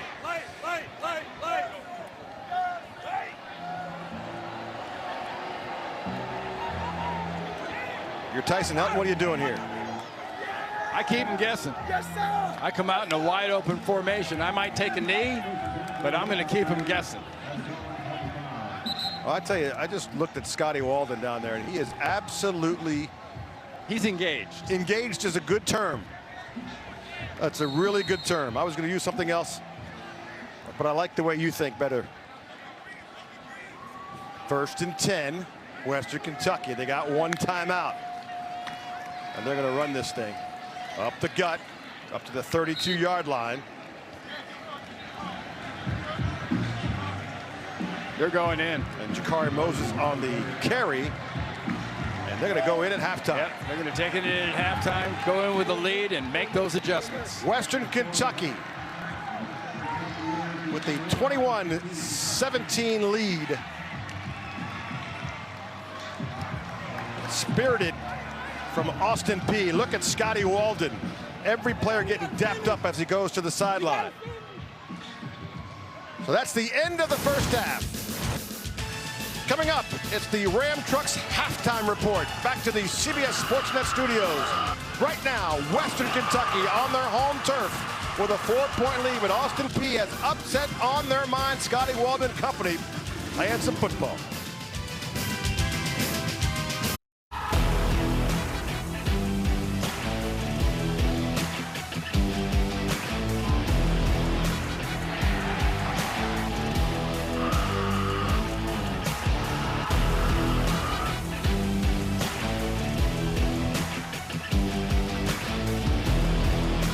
All right, 21-17, Western Kentucky leads. Chick Hernandez and Randy Cross, and it's all about the quarterbacks in college football, and we've seen Austin Reed make his debut for Western Kentucky. Yeah, two faces in new places, and right now their places have to be pretty happy with the job those quarterbacks are doing. Austin Reed started this game off a little bit shaky, didn't do much in the first series or so, but man, once he settled in and started flipping the ball around, he did some very impressive stuff. Got himself a couple of touchdowns here. And on the other side of the formula, Mike DeLillo was named starter fairly late in this whole process. But the reason he's in this game is his feet and what he adds with his feet. He got the ball to Dre McCray there for a big touchdown. If you're looking for a key to the second half, as far as this football team is concerned, the Governors have to figure out what they were doing to Dre McCray in the second quarter, fix it, and keep getting the ball to their playmaker. All right, the stats, first half, brought to you by Ryan, and AP is upgrading themselves quite nicely. They've had the ball for 6 more minutes. Well, let's be realistic. 2 turnovers, both of them scored touchdowns. So without those 2 touchdowns, this is nervous time for Western Kentucky. I think it's still nervous time for Western Kentucky. Certainly, Tyson Helton and company going, wait a second, got ourselves a ball game.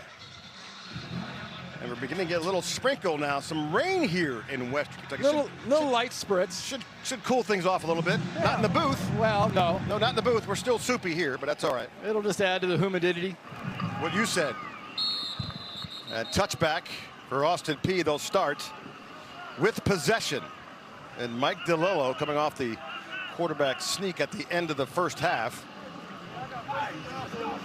If you take a look at the numbers, DeLillo 8 for 11, 68 yards.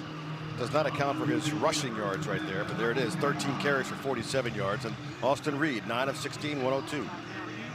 Yeah, I mean, his gross rushing yards, he had 61. He unfortunately also had 14 yards lost as a quarterback with the sacks and whatnot, so they ding you for that.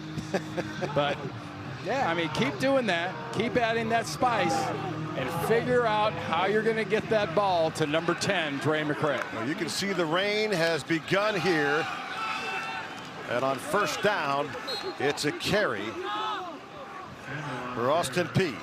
Yeah, these are two local teams. Clarksville, Tennessee is a 60-minute drive from here, so heat is never a problem. Humidity's not a problem.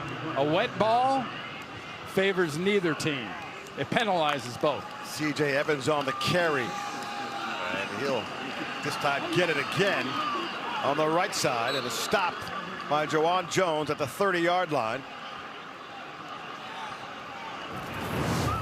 Here's our Geico difference maker, Juwan Jones, stepping up. Look at the solid tackle. We talk about a solid football player, just athlete, student, everything. Great pleasure to speak with him yesterday. Everything a coach wants in their players is Juwan Jones. 3rd and 5, DeLillo on the slot pass.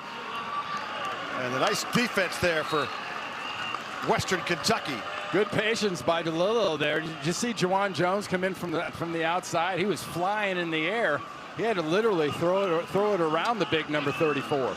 Caleb Oliver, the 5th-year senior from Tennessee, on the stop. It'll be 4th down for Austin Peay. And Matt Rigney will come out and punt. So first adjustment, advantage Western Kentucky. They kind of stopped the offense for Austin Peay. Now the next goal for them is how does the offense adjust, and can that result in points? Rigney on the punt. That'll bounce forward in their favor. And that ball will settle down at the 22-yard line for Western Kentucky. Tomorrow at 1:30 Eastern, watch the best bull riders in the world join forces for the most entertaining 8 seconds you do not want to miss. Catch PBR teams live from Austin right here on CBS Sports Network. You know, I rode a bull when I was in my days in Augusta, Georgia, at the CBS affiliate. I rode a bull. With his consent? With his consent, yes. With my consent, no. Didn't last long, huh? It was for television, and it was not a good ending for me. No. Was there surgery involved? A trip to the ER at about 4 o'clock in the morning. Yeah. A little internal bleeding going on. No, not good. I'll tell you what. Not a smart move. That PBR, those guys, I admire. Talk about those are guts personified. Yeah, I wasn't smart. All right, first down for Western Kentucky. Reed looking up top. Yep, you know what? That wet ball, David Davis had it in his hands, and it pops out. Yep, and it's not like the whole ball is wet. It's slightly inside and underthrown. He just couldn't adjust. He couldn't get to it. And when you get the balls like this, they'll come in from the sideline. One half will be wet because it's been in the rain. The other half will be wet because it's been on the ground, and the center is going to kind of grind it into the wet ground. So you have 2 specific wet spots early on until it gets rained so much that it really doesn't matter. It's all wet. Well, Tyson Helton told us, I'm going to let my guy go, my quarterback go if he's doing well. And that was a nice long pass right out of the gate as Malachi Corley on the inside give. Yeah, that was another to the tackle by the turf monster. We've seen a couple of those. I tripped coming up here. It's a long walk up the stairs here to the booth. Yeah, just be careful. It's a longer trip down. That's an excellent point. But quicker. 3rd and 7. Western Kentucky. Gravity's undefeated. I've noticed that coming out of here. 3 wide right for the Hilltoppers. Reed, straight drop. Gonna go up top left side. And just out of the hands of Jalen Hall. He had it for a second, but couldn't keep it. 2 deep throws early on for Western Kentucky. And 2 throws that were eminently catchable. I think the first one just flat should have been caught. The second one, that's pretty doggone good defense. You know, I don't care what you say. I think that defense, you're getting right there where you're supposed to be, and you're going to be the difference maker when it comes to that play right there. And that's what Ford did. He got in there and broke that thing up. At the punt from Western Kentucky, and that'll drive Austin Peay back. Big hit, and now he's loose. He's got some room. Right side, stiff arm down at the 40-yard line. And Cam Thomas trying to make up for the mistakes in the first half with the return right there.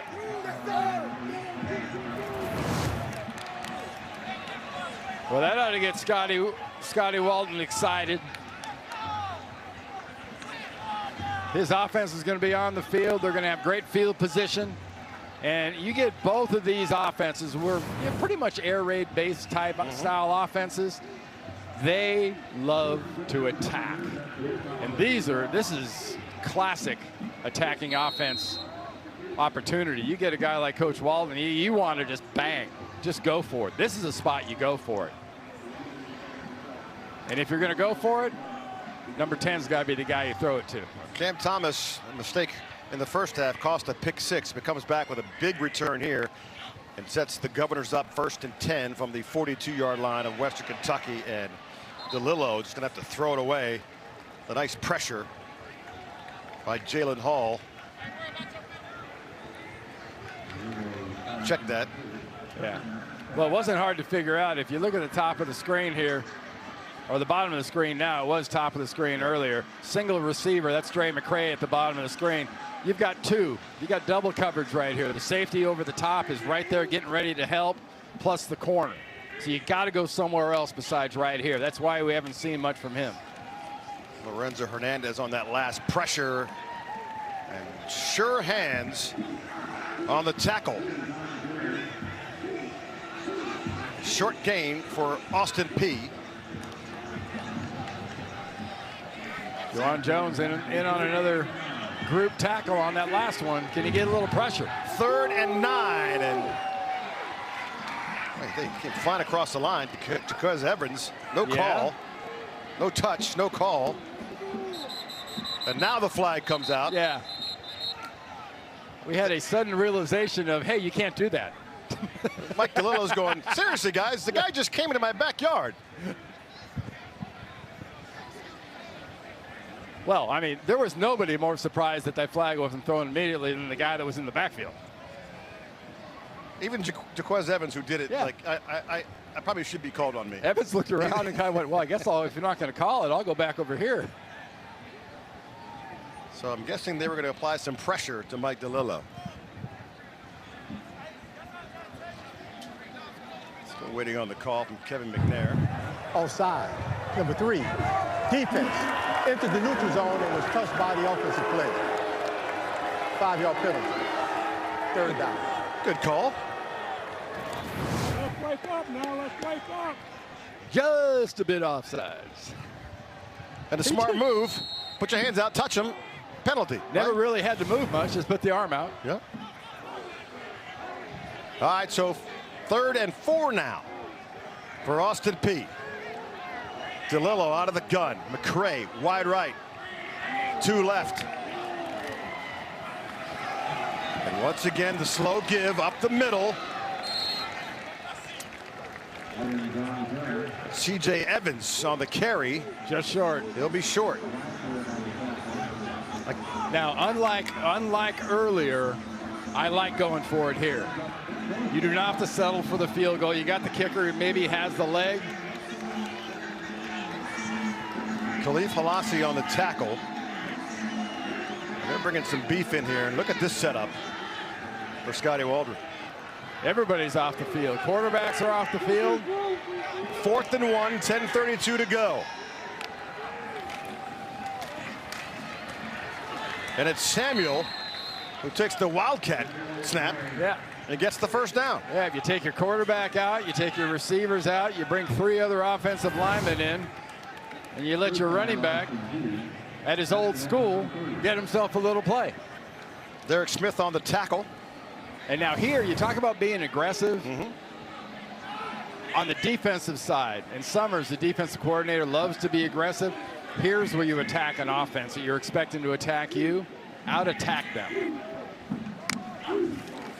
1st and 10. DeLillo will fake him. They're going to throw it out of bounds on the right side. And the pressure put on by Lorenzo Hernandez yet again. 2nd time this series Hernandez has been in that backyard. Scotty Waldron talking with his quarterback, Mike DeLillo, making his first career start. Transfer from Middle Tennessee State by way of Florida Tech. Yeah, and Big 97, he gets up there, he gets your undivided attention. Darius Shipp taking up some space. 2nd and 10.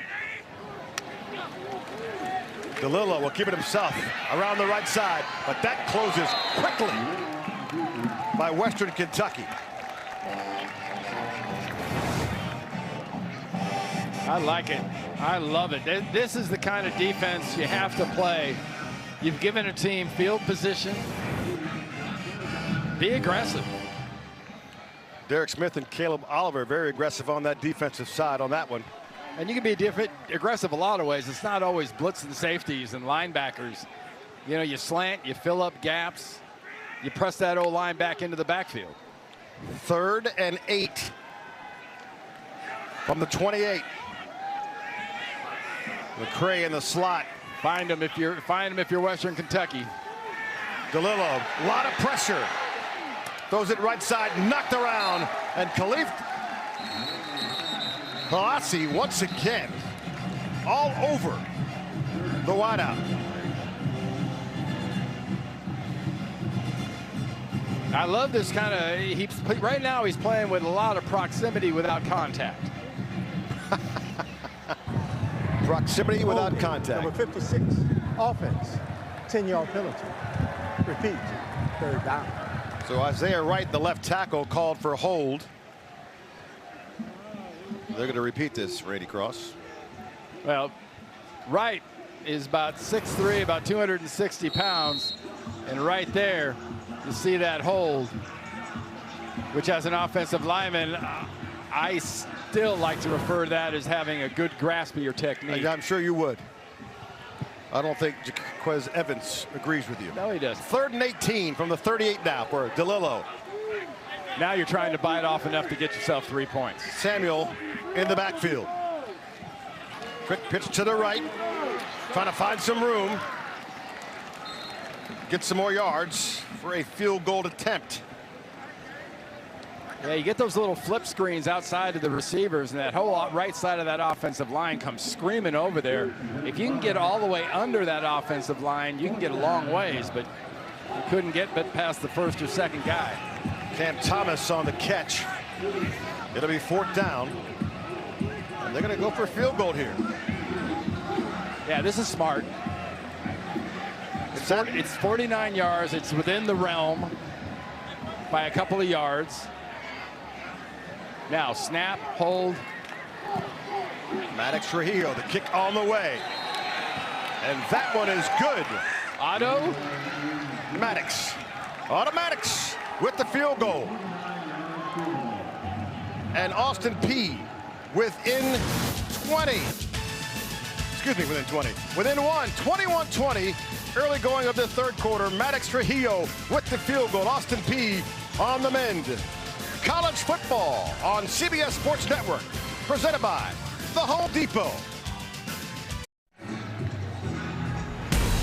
College football on CBS Sports Network is sponsored by Rogue. Don't Weaken. By The Home Depot. How doers get more done. And by Ram Trucks. Built to serve.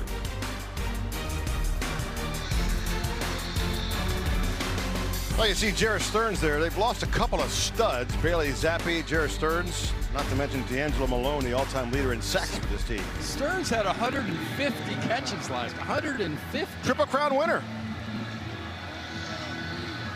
I mean, you come back with guys who are replacing them in 4th and 5th stringers. They've got some numbers, too. Corley had 73 catches last year, and he was number 4. That's ridiculous. All right, so we got a 1-point game here. As you take a look, Western Kentucky against FCS teams. This is not out of the realm of possibility. It's, my Lord, the coach, Scotty Waldron, down in the end zone almost. You take a look at the numbers there against FCS teams. It's happened. Well, it hasn't. Since they joined the FBS. If there's a chance of it happening here, a lot of it will be because of the enthusiasm and kind of guts that Scotty Waldron and his football team are showing, but also it'll be a lack of execution from Western Kentucky. That's very unusual for them, especially under Helton. Early season, first game of the year. Yep. Bound to be some rust. There are also a lot of new players. He loves the transfer portal. Yeah, well, this is the road runner type of time in the game, where you hear that beep beep and then suddenly the other guy's gone. Well, right now Austin Peay is up on their toes. And the quick stop there from Josh Rudolph. Gain of maybe 1. And big raindrops right now falling here in Western Kentucky. Big, hard. This is the kind of rain where the ball becomes a factor. A wet ball becomes a factor. The late changes for Austin Peay, and they are all confused. Reed, shotgun to the right side. And here come the flags. I don't think that Austin Peay had the correct number of players on the field. Think they might have had an extra? Or 2. There was mass confusion here.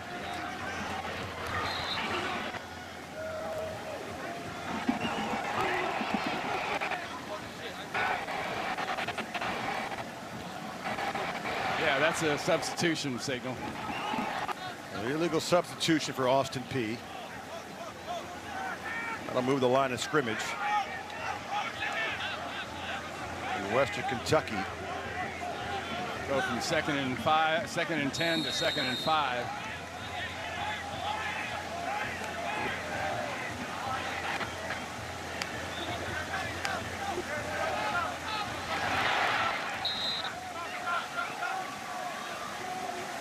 It looks like Caden Veldkamp now. Well, that remains Austin Reed. He was on the sidelines in a late addition back to his offense. As the big drops continue to fall here. We've seen a lot of Joey Beljan at tight end. He's in the wing up there in the top. 3rd and 1. Simon. Reed on a give. Little extra effort, and it looks like he's going to be short. Just short. Davion Irvin Poindexter, just short. Yes, you go for it. I didn't even get the question out. Hey, Randy, do you go for it? Yeah. Yes, you do. You don't get it, you go for it. From your own 30, we'll call it 34.5-yard line. Yeah, Look at the last 4 possessions for the Hilltoppers. 5 yards and 3 punts. And they'll punt again. They've changed their mind here deep in their own end.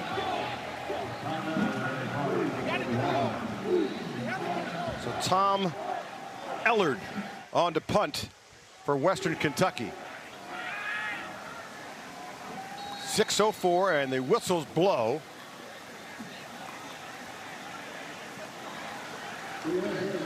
Offense. Delay of game called on Western Kentucky, so Ellard will punt again.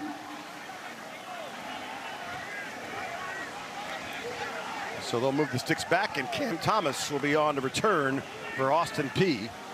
Had a good return last time out. Man, it is raining. The rain has come. Temperature dropping, the field is wet. Tom Ellard on to punt. Left footer from Australia, and that's a good kick. That drives Thomas way back, and he'll drop the ball. That ball, and it flips right back into his hands.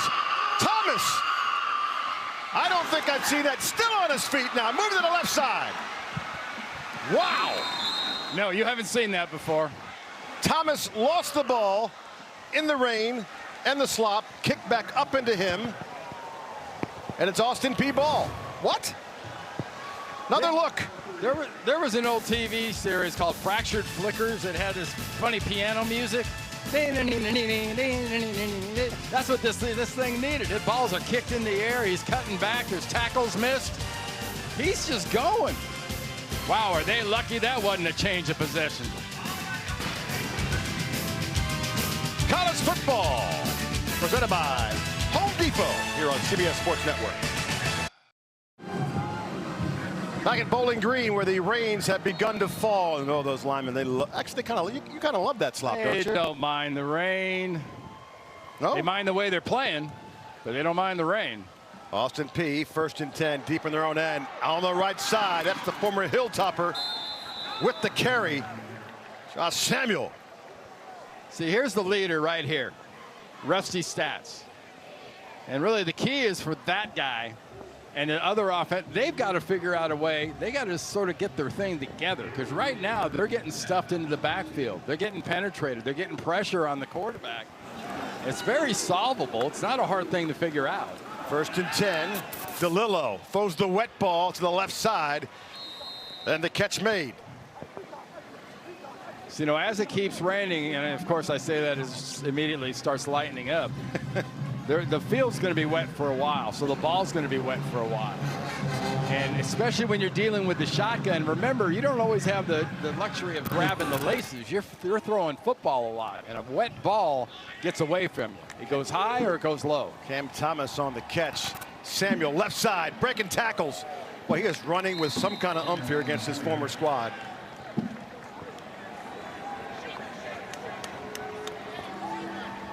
I tell you, you've got to be looking at this if you're Western Kentucky and say, we don't really have a lead sled dog anymore running back wise. It wouldn't be bad to have him again, would it? Caleb Oliver on the tackle, but Josh Samuel had a great freshman year here in Bowling Green. 639 yards. He led all Conference USA freshmen on the ground, 4th most by a freshman in WKU history, but ended up transferring to Jacksonville State. 3rd and 3. Wildcat again, and they don't get it this time. This time the stop right in the middle for Western Kentucky, and Will Ignat on the stop. Yeah, you might think about it, but you don't go for it here. Right now your quarterback's still in there. 4th and 1. And Scotty Waldron. Well, let's see the call here. You might bark and scream and try to get in offsides, maybe. All right, 4th and 1, 3:30 to go here in this 3rd quarter. DeLillo out of the shotgun. McCray wide right. They're going to snap it up the middle. That's Samuel. They got it. And Samuel gets the 1st down. So gutsy call from Scotty Waldron. Yep. I chase the line right now. Chase the line. Scotty Waldron's football team is chasing this particular line pretty good. Youngest coach in Division I. 1st and 10 from the 33 now. DeLillo. Slow look, and then Samuel again, left side, and the stop. And the nice defense from Jaquez Evans, the sophomore out of Dublin, Georgia. The man they call Donut stuffs the hole. There you go.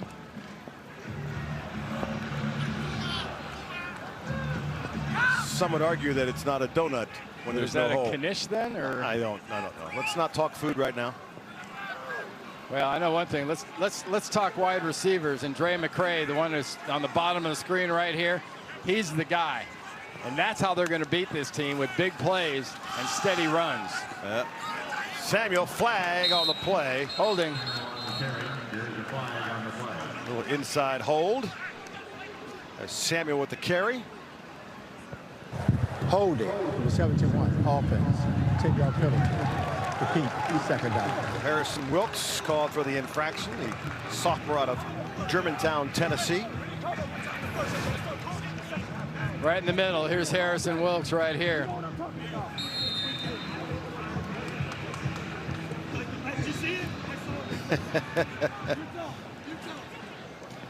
It's an influence block. Influence. He was pulling him as he was influencing, but I wasn't that close to my prom date during a dance. That was impressive. 2nd and 10 from the 23. Right side now. And Austin Peay willing to take the run. C.J. Evans, the junior out of Mobile, Alabama, on the carry. That'll bring up 3rd. 3rd and virtually forever at the way they've been running the ball. I mean, 3rd and 13 or so. Austin Peay with 159 yards on the ground. Bringing in an extra offensive lineman as a tight end.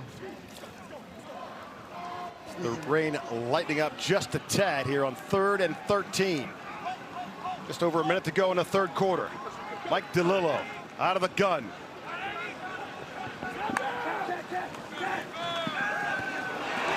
He is brought down, and I tell you what, Khalif Halassi is playing one heck of a defensive game. Halassi on the sack, did not buy the fake from DeLillo.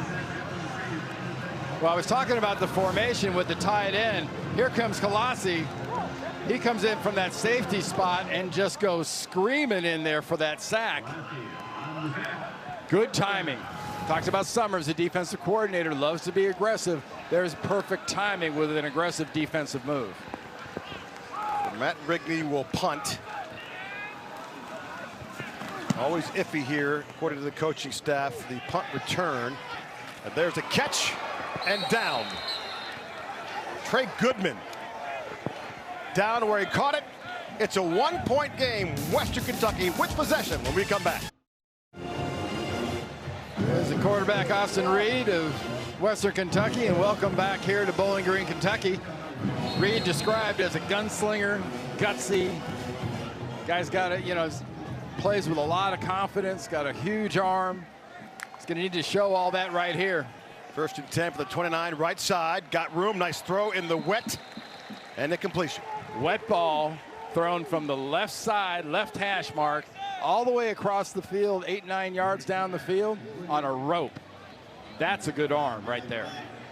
David Davis on the catch. That's his 4th catch of the afternoon. He's got 47 yards. So far, Corley and Davis have got the lion's share of the receptions on this team.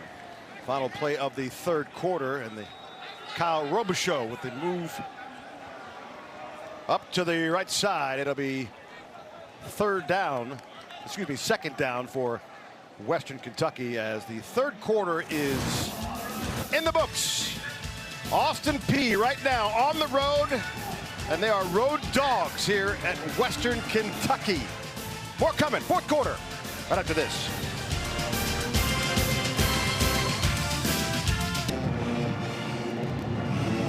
Well, Austin Peay is doing a heck of a job here. And their coach, Scotty Walden, you got any questions on his enthusiasm? Think these guys react to that? I'll tell you what, they are ready to go. And they don't want to hear about stats. They know it's been a while since they beat a team they weren't supposed to like this. They can smell it. They can feel it. 2nd and 8 for Western Kentucky, and Reed up the slot. 3rd and 2 on the completion. What kind of pressure now on Western Kentucky? Well, specifically on Austin Reed. I mean, going into that play, this offense had 180 yards of offense in the first 3 quarters. That's very un-Western Kentucky Hilton offensive-ish. That's not what they do. 3rd and 3, Reed, naked backfield. He's going to take it himself. Can he get enough room? Yes, he does. Gets the 1st down for Western Kentucky. Josh Rudolph on the tackle. Yeah, it's getting to that time of the game. I mean, run, pass, kick, screen, whatever you got to do. That's what you have to pull off. Quick toss to the right side. Up the right sideline, and a nice gain for Western Kentucky. Michael Matheson, the junior out of Covington, Georgia, on the grab. And that's a frustrating thing, too, about these kind of air raid style offenses. You can stop them and stop them and stop them. And just when you think you've got that thing that under your thumb, they'll squirt out for 10. They'll squirt for 20. They'll go for 40 and a touchdown. I mean, you don't stop them for the whole game. Speaking of stopping, the rain has finally come to a halt here in Bowling Green. 2nd and 3. Full backfield, and now motion from Peay Robichaux. Reed, gonna go deep. Looking for Malachi Corley, and that's a hold on the defensive side, and now a cramp. Yeah. 2 late flags, but the hold came earlier than the flags did. You're right, just from the observation of how that went down and going back to that back of that hamstring. Cam Ruffin, graduate from Ole Miss. Well, I can tell you. Yeah, so it's pass interference on Ruffin, number 1. They're going to bend that toe back. That's definitely a cramp. Yep. Pump fake. Yeah, it was on the money. Yeah, Just got held. That was a smart play by Ruffin. As he was cramping, he held on. So Ruffin with a little cramp. Austin Peay trying to cramp Western Kentucky's style. I can see Western Kentucky and Tyson Elton, the head coach, and his father Kim on the side. Dad looks a little bit just perplexed. You think that Dad's not worrying a little bit more than the son's engaged. The son's into it. Dad's going to worry enough for both of them. 1st and 10 from the 25 for Western Kentucky. They've got a 1-point lead. Left side give, and that's a nice shoestring tackle. Little push there from Samari Simmons. Boy, he came up quick. Beautiful support. That is what a safety should do. When he's coming from that deep area like that and you fill, that's filling with a purpose and a plan. He filled, he tackled. That's one-on-one tackling. Peay Robichaux had nowhere to go as Simmons came flying. Redshirt junior from Ashland, Alabama. 2nd and 10, Reed. Straight drop, middle. And for the 3rd time this afternoon, Malachi Corley with the touchdown. This one from 25 yards out, and Western Kentucky extends their lead. Malachi Corley had 7 touchdowns last year. He's off to a heck of a start right now. And so's Austin Reed. Someone had to step up for the departure of Jerris Stearns, and there is Malachi Corley. 5'11", 210 out of Orange City, Florida. He's got 3 scores. He's a preseason Conference USA watch lister. It's a nice toss. Off the extra point now. That's the kind of answer you wanted to have, your Western Kentucky. Braden Narveson with the extra point, and it's a 28-20 lead for Western Kentucky with a big, solid drive from the Hilltoppers on their home turf. The rain coming back. Can Austin Peay come back after this?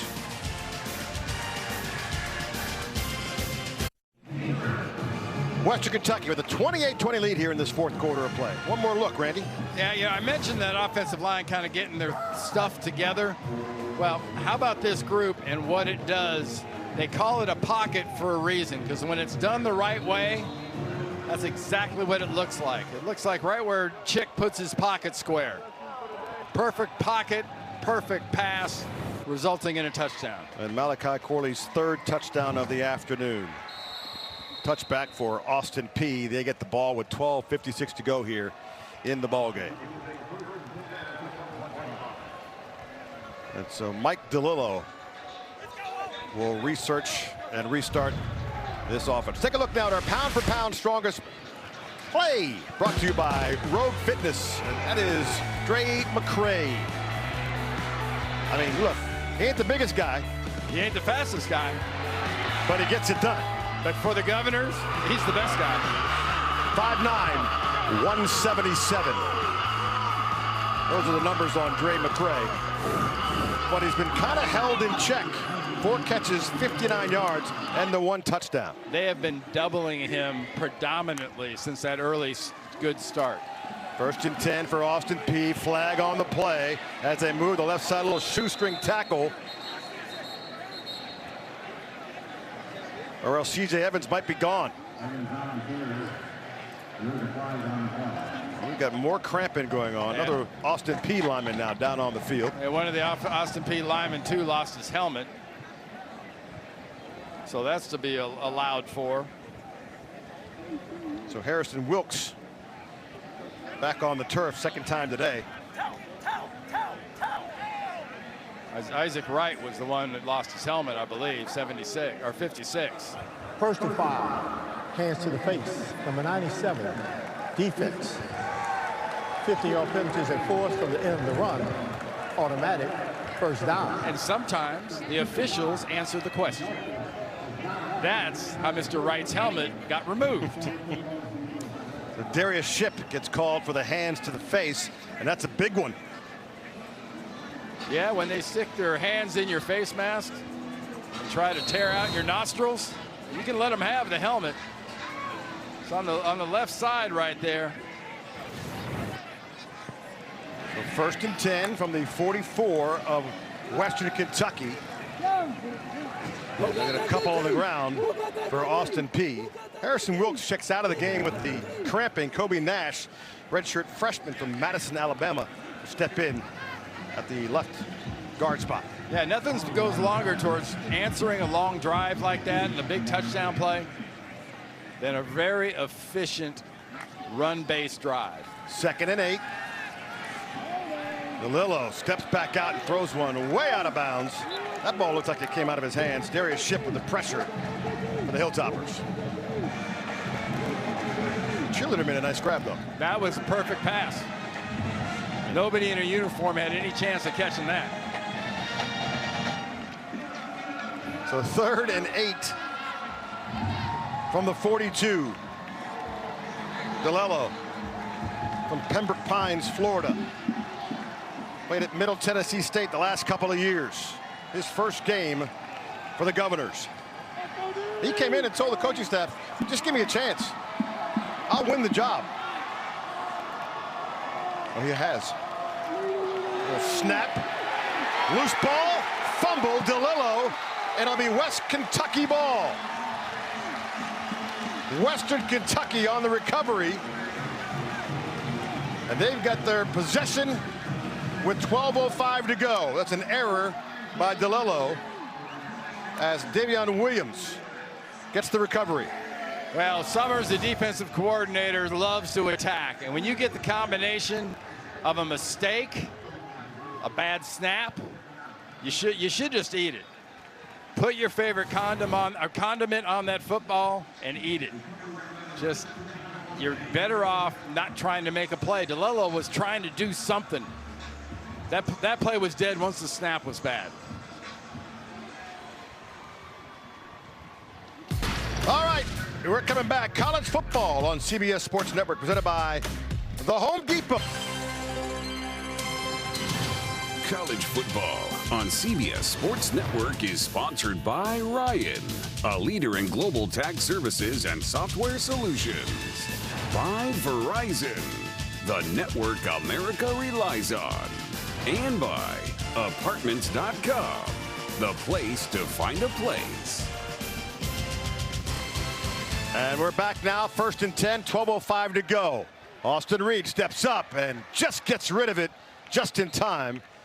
And that'll be an incomplete. There was a receiver in the area. It was about 5 yards away from where the ball landed. But Reed got that out to the right area. A little pressure there from Chuck Manning Jr. Given name Chakua Mecca Manning Jr. But his teammates call him Chuck. Graduate from Durham, North Carolina. Preseason All-Sun Conference selection. First year in the A-Sun Conference for Austin Peay. Right now in it with 12 minutes to go.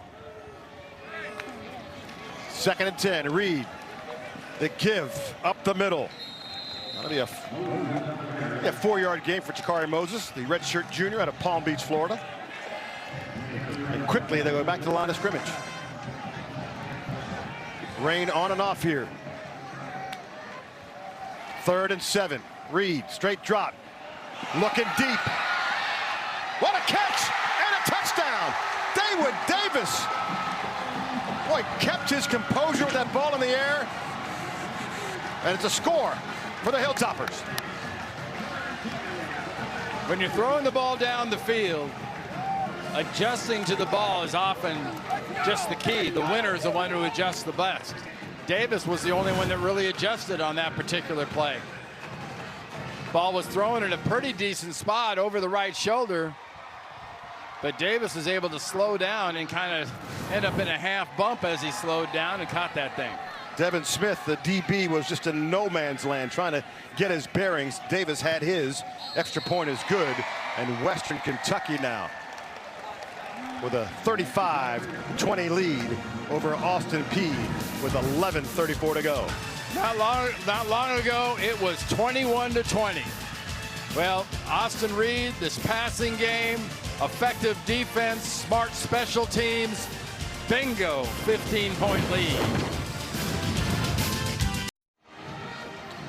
15-point lead for Western Kentucky here on their home turf, and they are feeling good right now about this offense here in the second half. Well, they are, and they should be. Their quarterback, Austin Reed, has thrown a couple of really nice passes, nice touchdowns. He's getting great protection. They answered that challenge from 21-20. All that enthusiasm, all the craziness on the other sideline hasn't much mattered. That ball kicked out of bounds. And Austin Peay will get it way up the field. There's a flag on the play, so that ball goes out of bounds. Come on back to the 40. Austin Peay will get the ball with 11:34 to go. Free kick out of bounds. All right, now it's time for Do Project Smarter, brought to you by the Home Depot. Yes, Austin Reed and what he's done. Look at that protection, though. I mean, that is special. He's standing back there, looking, smiling, dialing. He's 15 of 25, about 200 yards and 4 touchdowns. So far, heck of an answer. Look at those last 2 possessions. 25-yarder to Malachi Corley, who's having himself one heck of a day.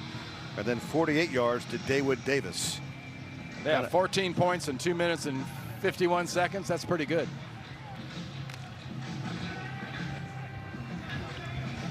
So Austin Peay now, Mike DeLillo with a large mountain to climb, down 15 with 11:34 to go. And up the middle to the 40-yard line, Josh Samuel. And Talik Allen on the tackle. 2nd and 5. DeLillo under center. And the pressure and a sack and a fumble picked up. Big fella. Headed the other way. Lorenzo Hernandez. Touchdown. Western Kentucky. Boy, that's 6'1", 285 rumbling down the field for the score. And try to do the old Lambeau leap into the stands. Didn't quite make it. Yeah, there's a fence there, too. I'm sure they'll take another look, but Lorenzo Hernandez seems to have picked that one up and gone in for the score to make it 41-20 Western Kentucky.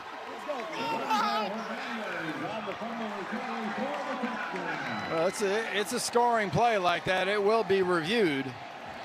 It's a matter of what happened with the fumble. Was anyone ever down? When did the ball come out?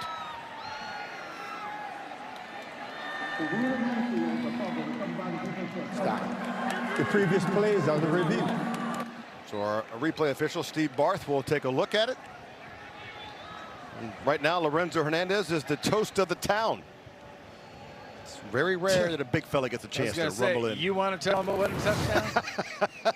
Take a look here. Okay, check out what happens with that ball. It's a nice play. He was down, no doubt about it. This will come back. You go down there and tell him I'm not. A touchdown. No, thank you. No, go ahead. I want to make it back home safely. Not going to happen. Tyrion Thomas with the nice forced fumble or sack. Well, I mean, that's this defense in a nutshell. We talked about the derivation of Summers' defense being in that Kirby Smart, Nick Saban kind of vein. That is pure right out of their textbook. Stunts and blitzes, and you know, you get those sacks. That was a blur type of pressure. He came out of nowhere. They've done that a couple times today. Tyson Summers likes to change it up, 3-man, 4-man, 5-man fronts, and there's Lorenzo Hernandez. I'm not sure he's going to be smiling here in a few minutes. He is whooping right now. He thinks he's got to score. Well, that's every lineman's dream, offensive or defensive. How many touchdowns do you have in your career? You want to go over them again? Sure. We just did. None. 11:05 to go here in this fourth quarter as the officials look it over one more time. But it was quite apparent that DeLillo had his knee on the ground before that ball popped out. It did not look like that ball was moving from the angle that we saw before the knee was down. But that's one of the joys of replay. You never know what it is you're actually looking at. Scotty Walden went straight to the referee, by the way, and said, yeah, we need to look at this. After further review, the runner's knee was down before the ball came loose. It's going to be 3rd down and 10 on the 35-yard line for Austin Peay. Lorenzo Hernandez gets the 6 taken away. Now watch the knee come down right there. That knee is down. Anything that happens after that knee hit the ground, including that, ball squirting out.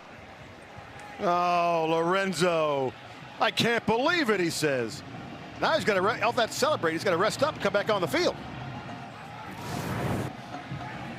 He had his people all ready to set the tweet that play out.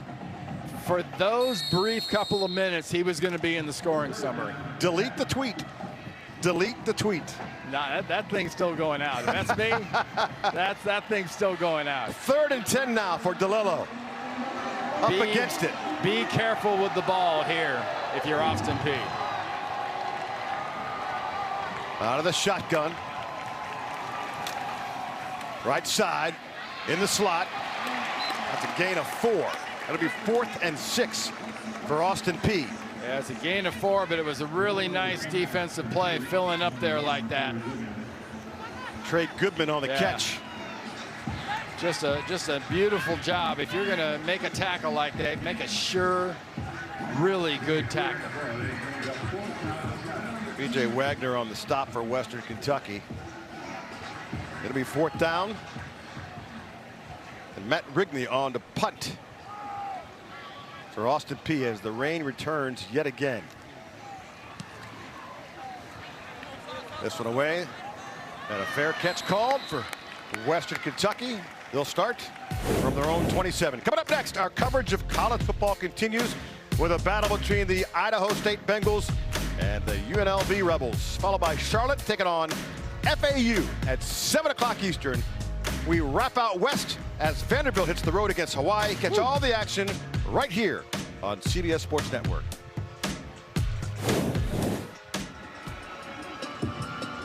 There's Austin Reed having a pretty good day. But the transfer process, there hasn't been another position that's been more affected by the transfer process. These are just the big names. Look at that number right there. 67 FBS quarterbacks changed schools in the offseason. And we talked about those games that are coming up on CBS Sports Network. The last one, Vanderbilt at Hawaii. A great quarterback is making his head coaching debut in that, Timmy Chang.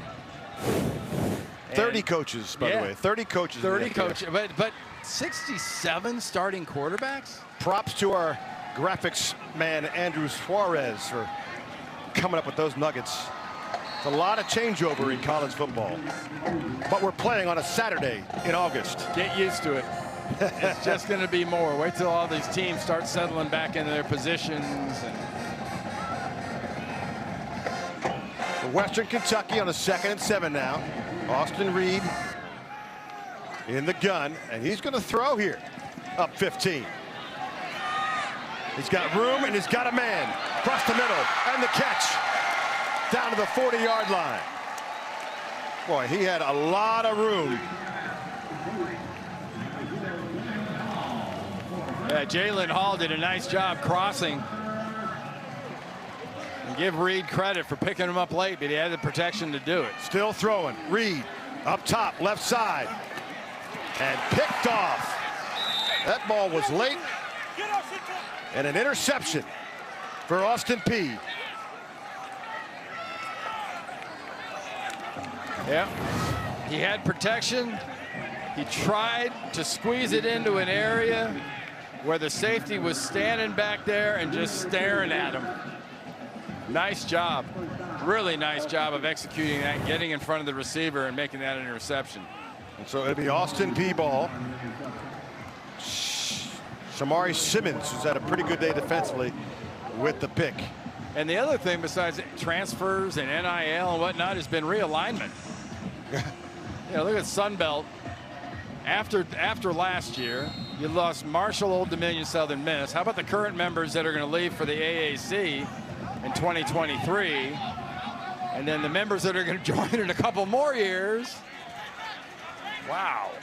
Liberty, New Mexico State, Sam Houston, and Jacksonville State all on the move. And there's Dre McCray, who was heard from early on, but they've done a good job, this Western Kentucky defense, of kind of corralling him in. Yeah, they've bracketed, they've high-lowed. They have had two people in his kitchen pretty consistently. Surprised that Western Kentucky threw the ball that much, up by 15, but it turns into an interception. Now a little backwards toss, little double toss, and wide open on the catch and the throw. Nicely done. And Trey Goodman on the throw, the wideout. Now they're going to call that? That should have been immediate. They're going to call that unnecessary roughness right there. It wasn't. It was hardly a body slam. Trey Shaw gets called. Yeah, they wouldn't let you in the WWE or AEW with that body slam, but little double toss, Trey Goodman to James Burns. We talked to Trey, former quarterback. Yep. Turned wide receiver. Didn't I ask him if there was a trick play? Yes, you did. About him throwing the football? He goes, and all he did was smile. He smiled, yeah. Should have known. Should have known.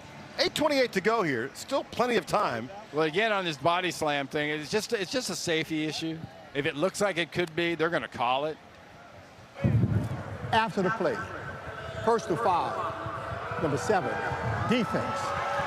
15-yard penalty from the end of the run. Automatic first down. So Trey Shaw, the fifth-year senior out of Ellenwood, Georgia, gets called for the foul. Transfer from UNC. That'll move the ball down inside the 25-yard line for Austin Peay. With 8:19 to go. Mike DeLillo, still a chance here for Austin Peay. Trips left. Naked backfield. DeLillo up the gut. Middle. Touchdown. Austin Peay. And there he is again, Dre McCray, with his second touchdown of the day. They found a way to get him loose, and DeLillo got him the ball right in a crowd. This is why I questioned throwing the ball just a few moments ago from Western Kentucky when you're up by 15. Well, you are who you are. It'd be, I think, my answer to that. Okay. Maybe even Helton's answer to that. That's kind of what they do and how they're going to win in 2022. Maddox Trujillo now on for the extra point. Or will it be? Trujillo kicks it on its way and good. Well, the big play on that drive was that personal foul. They called that slam down on the tackle. And then DeLillo just gets in there, and Dre McCray gets his second touchdown of the night. Wow, good job.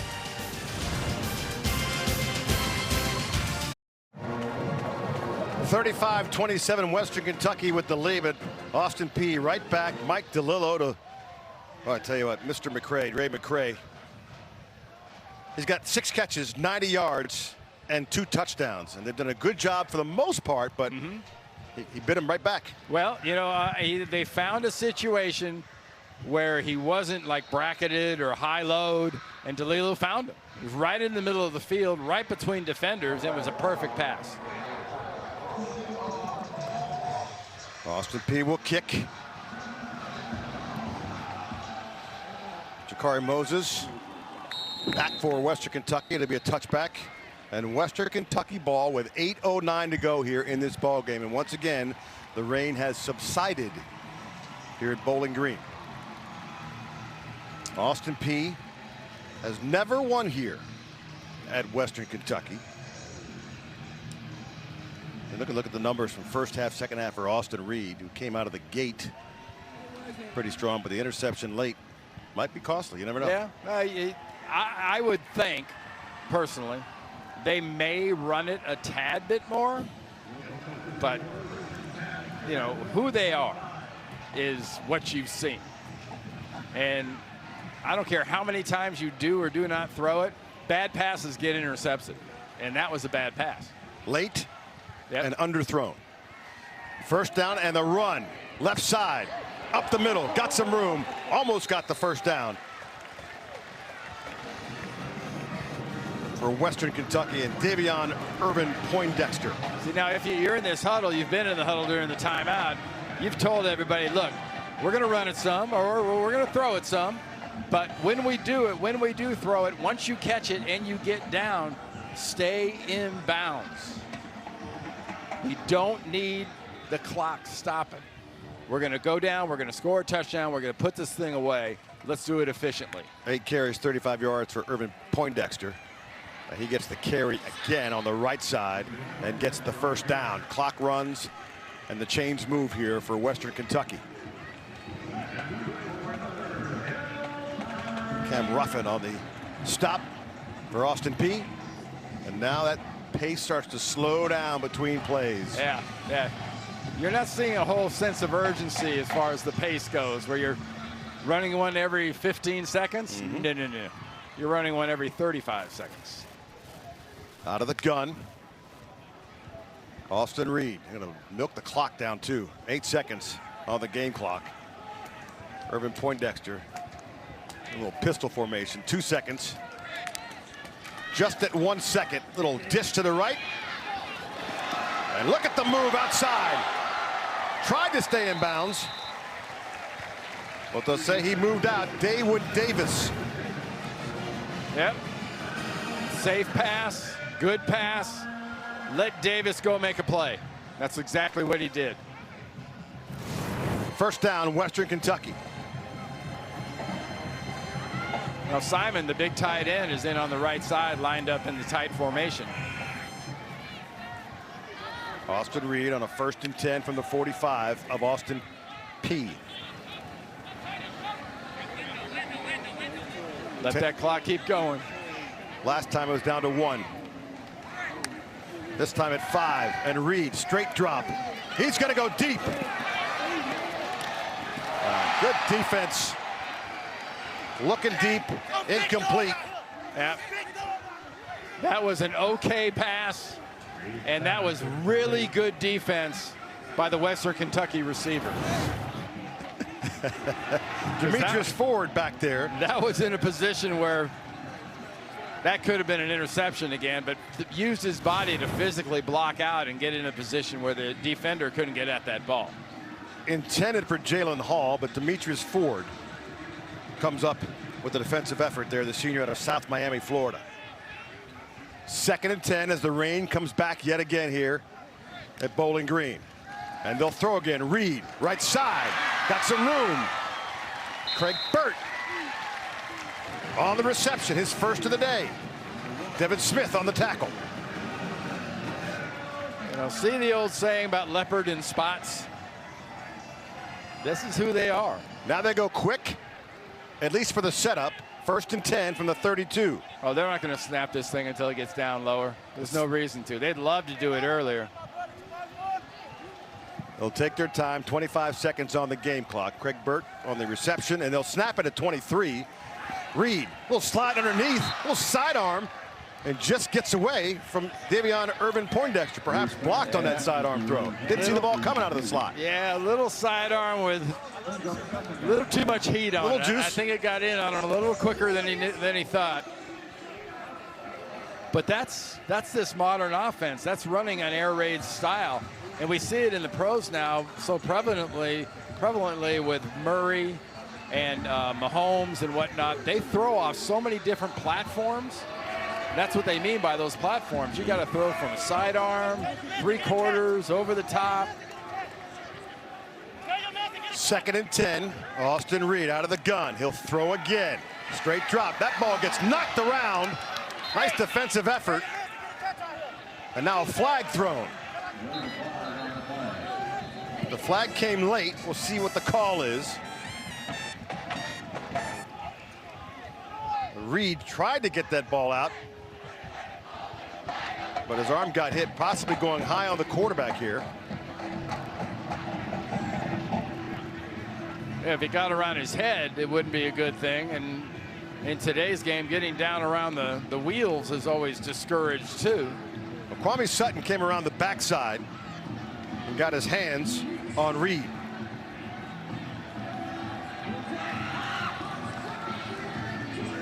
It looked like it was just good, quick pressure, to be honest. There's no foul for an eligible player downfield. The quarterback was throwing it out of bounds. Kevin Vicknair on the call. Yeah. So it'll be 3rd and 10 now from the 27-yard line for Western Kentucky. Hilltoppers coming off a season in which they won the Conference USA East Division. Won 7 of their last 8, trying to begin this season with a W. I like the ball going down here at the bottom of the screen. They'll go left. Got some room. Got held up, and a flag is thrown. And once again, a little pass interference will be called on Cam Ruffin. All flags on the field. I mean, what's the defensive back supposed to do, though? You're running down the field full speed, and that receiver suddenly puts his foot in the ground and comes back. There's got to be contact. I mean, it's a foul. I guess all you can really do is be sure he can't catch it. Pass interference. Number 1, defense. 15-yard penalty for the previous spot. Automatic. So Cam Ruffin from Clinton, Ohio. There it is again. That'll put the ball down in our red zone area, Chick. A reminder that today's Red Zone is brought to you by Verizon. Jalen Hall was the intended receiver, and the coach told us yesterday Jalen Hall is one of those lights-on players. Doesn't practice particularly spectacular, but when the lights come on, he's been pretty decent today. Jalen Hall made some plays for the Hilltoppers and just got behind that defense. Yep. You're stuck. So 1st and 10 now from the 12-yard line. 7 seconds on the play clock. Up the gut and nowhere to go for Davion Irvin Poindexter. It'll be 2nd down for the Toppers. Irvin Poindexter, 10 carries, 29 yards on the afternoon. Yeah, probably the most impressive runs we've seen at times have come out of Austin Reed.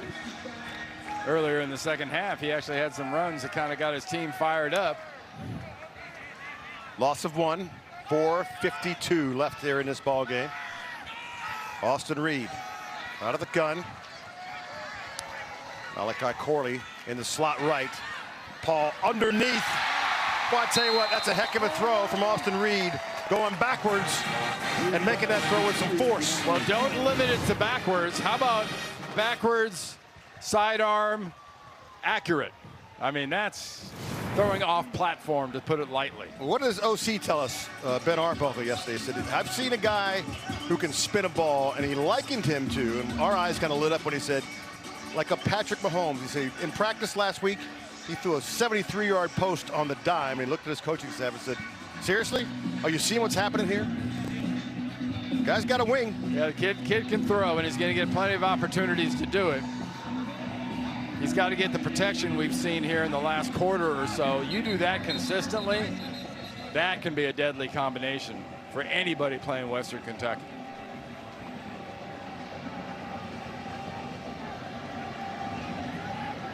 .410 to go here. Western Kentucky driving on a 3rd and 3 from the 5-yard line. We've got some. Well, remember, this Austin Reed, 2019, 4,000 plus yards and 40 touchdowns. I don't care what level you're doing it at. That is a heck of a year. You see Scotty Walden, the youngest coach in Division I, and Tyson Helton on the other side. A little confusion as to what was going on with the referees and whether it's a timeout or not. Some jawing back and forth between player and coaches. But they will take a timeout here, and the referees will convene at middle of the field. But have they? They what? But have they? No. No, they haven't. And the rain once again subsiding here.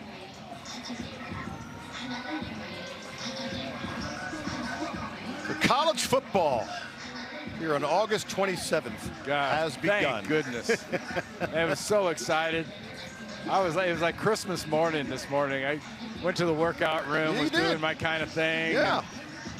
I saw you. You were working out and I was eating. I was tickled to death. I mean, it was like, oh, it's finally here.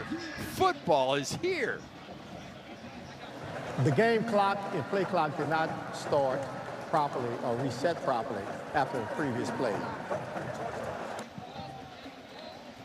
So Kevin McNair has straightened us out here. And we've got some clock issues. 35-27 Western Kentucky lead here. And look at the play clock and the game clock, and something's not copacetic. Oh man, the play clock moves to I don't know. Well, the game clock is currently at 4:10. That would be incorrect. So they're getting themselves together. You know, it's the first game of the season. Everybody's got some rust. That's all. See Ben Arbuckle there, 30-year-old OC, talking with his quarterback. Sat down with him yesterday, and he's got one of those great coaches' voices, just kind of rasped out. Unusual for a young guy, but he's got one of those. No, not with the amount of talking and. Please reset the game clock to 4 minutes, 3 seconds. Harsh abuse they can put on their vocal cords. No question. Not all coaches have a calm style. Sometimes they like to kind of hit things verbally. You know, they might get a little aggressive. Some are calm. I remember, you know, Joe Gibbs, Washington coach, who didn't say a whole lot. He didn't get a whole, never cursed until one game when it just all heck broke loose, and the next thing the players knew was there was something being thrown into the wall, and they looked up and it was their coach, and they just couldn't believe it, and went out in the second half and corrected whatever Joe wanted. All right, 4 minutes, 3 seconds. The clock has been fixed, and now a timeout called by Austin Peay. Scotty Waldron clapping. I'm not sure if that was. Now we have a timeout. Now we got a timeout. All right, we're going to step away for 30 seconds as well. If Waldron wants it, I want it too. Coming right back. Here's to those with homework this summer, group projects, and workshops. Here's to those with morning meetings, networking events, and Zoom sessions. Here's to those with summer jobs and the truck that goes to work with them. Ram, built to serve. Right now, get 0% financing for 72 months, plus no monthly payments for 90 days on the 2022 Ram 1500 Bighorn. All right, we're back now. We've taken our timeout. 4 minutes, 3 seconds to go. Western Kentucky with a lead, 35-27. This one not over yet. We've seen some quick scores this afternoon. Austin Reed, 19 of 33, 1 interception and 4 touchdown passes for Western Kentucky. And there is Scotty Walden, who's just a ball of energy. 3rd and 2 from the 5. Austin Reed out of the gun. He's going to take it himself. Right side. Looking for the extra effort. Not going to get there. That's a stop for Austin Peay's defense. It'll be 4th down. Yeah, this is another one of those things we talk about. If you're going to run your quarterback and you're running him out of the shotgun, he's got to go 7 before he can get 2. It's just math. It's too far away. I'm not a big fan, but I like this idea of kicking the field goal and going from an 8-point lead to an 11-point lead. All right, Braden Narveson, one of the better kickers in the game of college football. Short kick on its way, and that one's good. So Western Kentucky with the 3 lead it 38-27. Back in 1 minute.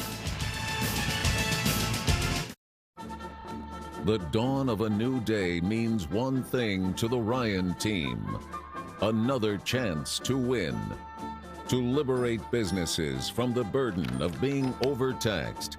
The Ryan team will fight, stand up for what is right, and win. Not because they need another trophy, but because someone, somewhere is counting on them. That's what they do at Ryan. We have to tell everyone that we just switched to Verizon's new Welcome Unlimited plan for just $30. I've already told everyone. Wait, did you say Verizon for just $30? It's their best unlimited price ever. $30? That's awesome. Yeah, and it's from the most reliable 5G network in America. For $30 a line, I'm switching now. Yeah, it's easy. And you get $960 when you switch the whole family. Oh, wow. I gotta let my buddies know. We're already here. The network you want, the price you love, only from Verizon. And we're back at the kickoff, and a fumble picked up right side and fumbled again off the kickoff, and it'll be Western Kentucky ball. Wow. 2 different governors had possession, and it ends up in Western Kentucky's hands with 3 minutes and 8 seconds to go. Not what Scotty Walden Wouldn't the liked. second one be a lieutenant governor? Can't have 2 governors at the same time. That's a very good point. Yeah. There's the initial. But there's Dre one McCray. fumble. There's the second fumble. Now you'd have to probably look at that second fumble as the possibility of the ball maybe coming out after his backside hit the ground. Ethan Castleberry had the ball the second time around, the lieutenant governor. Well put by you. Just one of those inquiring minds, yes, sort of things. Thank you for that. You've always been inquisitive. And now the sun is beginning to peek out here. Good timing. Scotty Walden not happy about that, but it'll be Western Kentucky ball with 3 minutes, 8 seconds. So you had a chance. You're down 11, but you can't give up a kickoff return fumble. That's just one of those things that'll come back to haunt you. You look at the game film on Sunday and Monday, and Dre McCray's done so much for this squad. To come up with a fumble, you know that's going to tick him off something awful. The sophomore out of Tallahassee, Florida. Illegal substitution. 12 players on the field. Receiving team. That penalty is declined. The ruling on the field is a fumble by the kicking team, recovered by Western Kentucky. First down. The previous play is under review. Kevin Vicknair describing what's going on as they now will review. They're going to review that second fumble.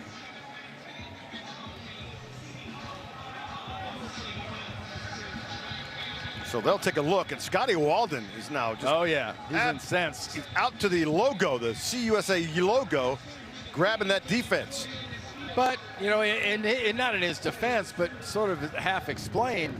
3 minutes and 8 seconds is an eternity by Western Kentucky. First down in football. I mean, it is an eternity. So you're down 11 points. 3 minutes and 8 seconds is nothing.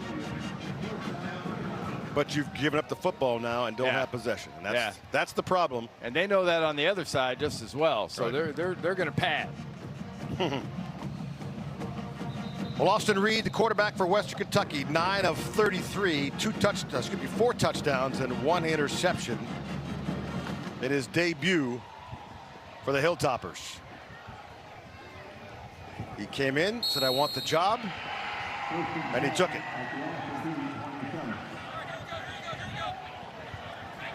He's not bashful. You got to say that about this kid. He doesn't mind throwing it in his tight spots. On the give, Irvin Poindexter up the gut for a couple, and that clock will tick. 2 timeouts left for Austin Peay. Under 3 minutes to go. Now here's one for your basic life lesson as an offense. The play clock has to go down. It's not negotiable. If you snap it less than 5 seconds, the whole team should have to run extra gassers next week. More than 5 practice. seconds? Yeah. You got to let that, and everybody has to know it. The center knows it. The O-line knows it. Everybody knows your quarterback's not asking the ball. Not even going to begin to think about it till 5. You know, this one's going to be snapped at 2. To your point, up the middle, Irvin Poindexter, gain of 2. It'll be 3rd and we'll call it 5. And the clock ticking now, just over 2 minutes to go. And Scotty Walden will call the timeout.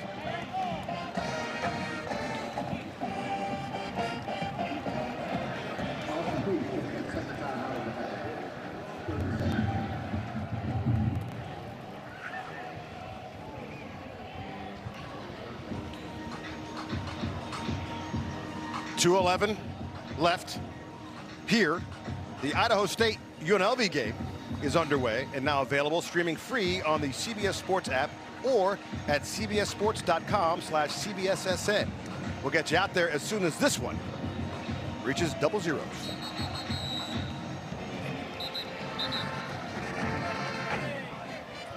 Really, realistically, this game started at 12 o'clock Eastern. Yep. Next game starting at 3:30. 3.5 hours for teams that throw the ball this much. It could be a little challenging, but it's worked out pretty well as far as that goes for these two. You're at 2:11. Run this next play, make it an effective running play. First down, great. Hold on to the ball and bleed at least another minute off this clock. Game clock down, just about to reach 10 seconds. Western Kentucky, and it drips right for him. Out of the shotgun, little option left side. Irvin Poindexter, first down, Western Kentucky. New little wrinkle to that offense. Oh, and a smart play by Poindexter, getting down in bounds. That was really nice. And it's just a little thing. It's one of those attention to detail kind of things that, these are fast-paced teams, so it's the absolute antithesis of what you're used to. You usually don't pay any attention to the play clock. That's a heads-up play by the redshirt junior from Maryville, Indiana. It's a first down with the clock ticking for Western Kentucky. Game clock down to 5. They snap. And Poindexter up the middle, just churning yard after yard. 1:30 left in this one.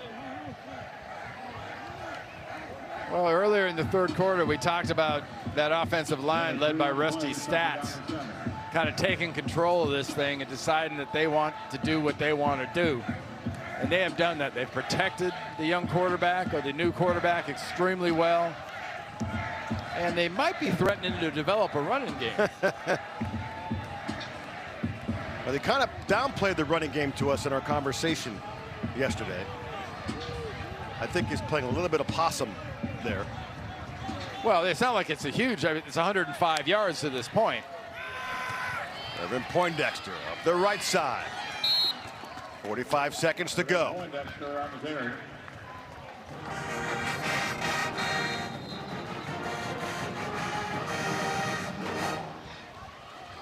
And Scotty Walden will call a timeout here with 38 seconds to go. One last timeout. And Walden continues to coach. Youngest coach in Division I. As you take a look at what's ahead for the Hilltoppers of Western Kentucky. Man, you're going to Hawaii next week. Woo! I mean, come on. That's a flight. You've had a wedding there. Oh, you had a wedding in Italy. It's yeah. For me, it's the same thing. A little Big Ten with Indiana. Then they go back into Conference USA with FIU. Troy go to UTSA. We're doing that FIU game, by the way. You and I. I noticed that. Back together again. They said it couldn't happen. Well, that's a pretty tough little schedule they've got for the season. So last year's 9-5 with the championship game and the bowl game included.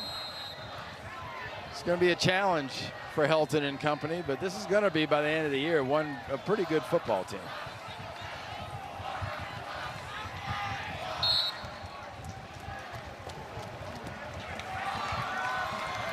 That appears to be the final play of the game.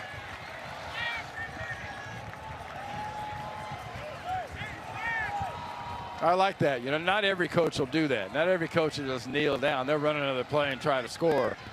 Just go ahead and kneel it. Live to fight another day. You both got games the next week, and look at the tape and work on what you got to work on, because there's going to be plenty of stuff to work on. Well, there's plenty of positives for Austin Peay to come in here and make this a game until the latter part of the fourth quarter. And for Western Kentucky, they get the win. 38-27. For Randy Cross and our entire crew, I'm Chick Hernandez. This has been a presentation of CBS Sports Network. The Hilltoppers, 38-27 over Austin Peay. We'll be up next, Dante Whitner, Chris Lewis, Idaho State, and UNLV.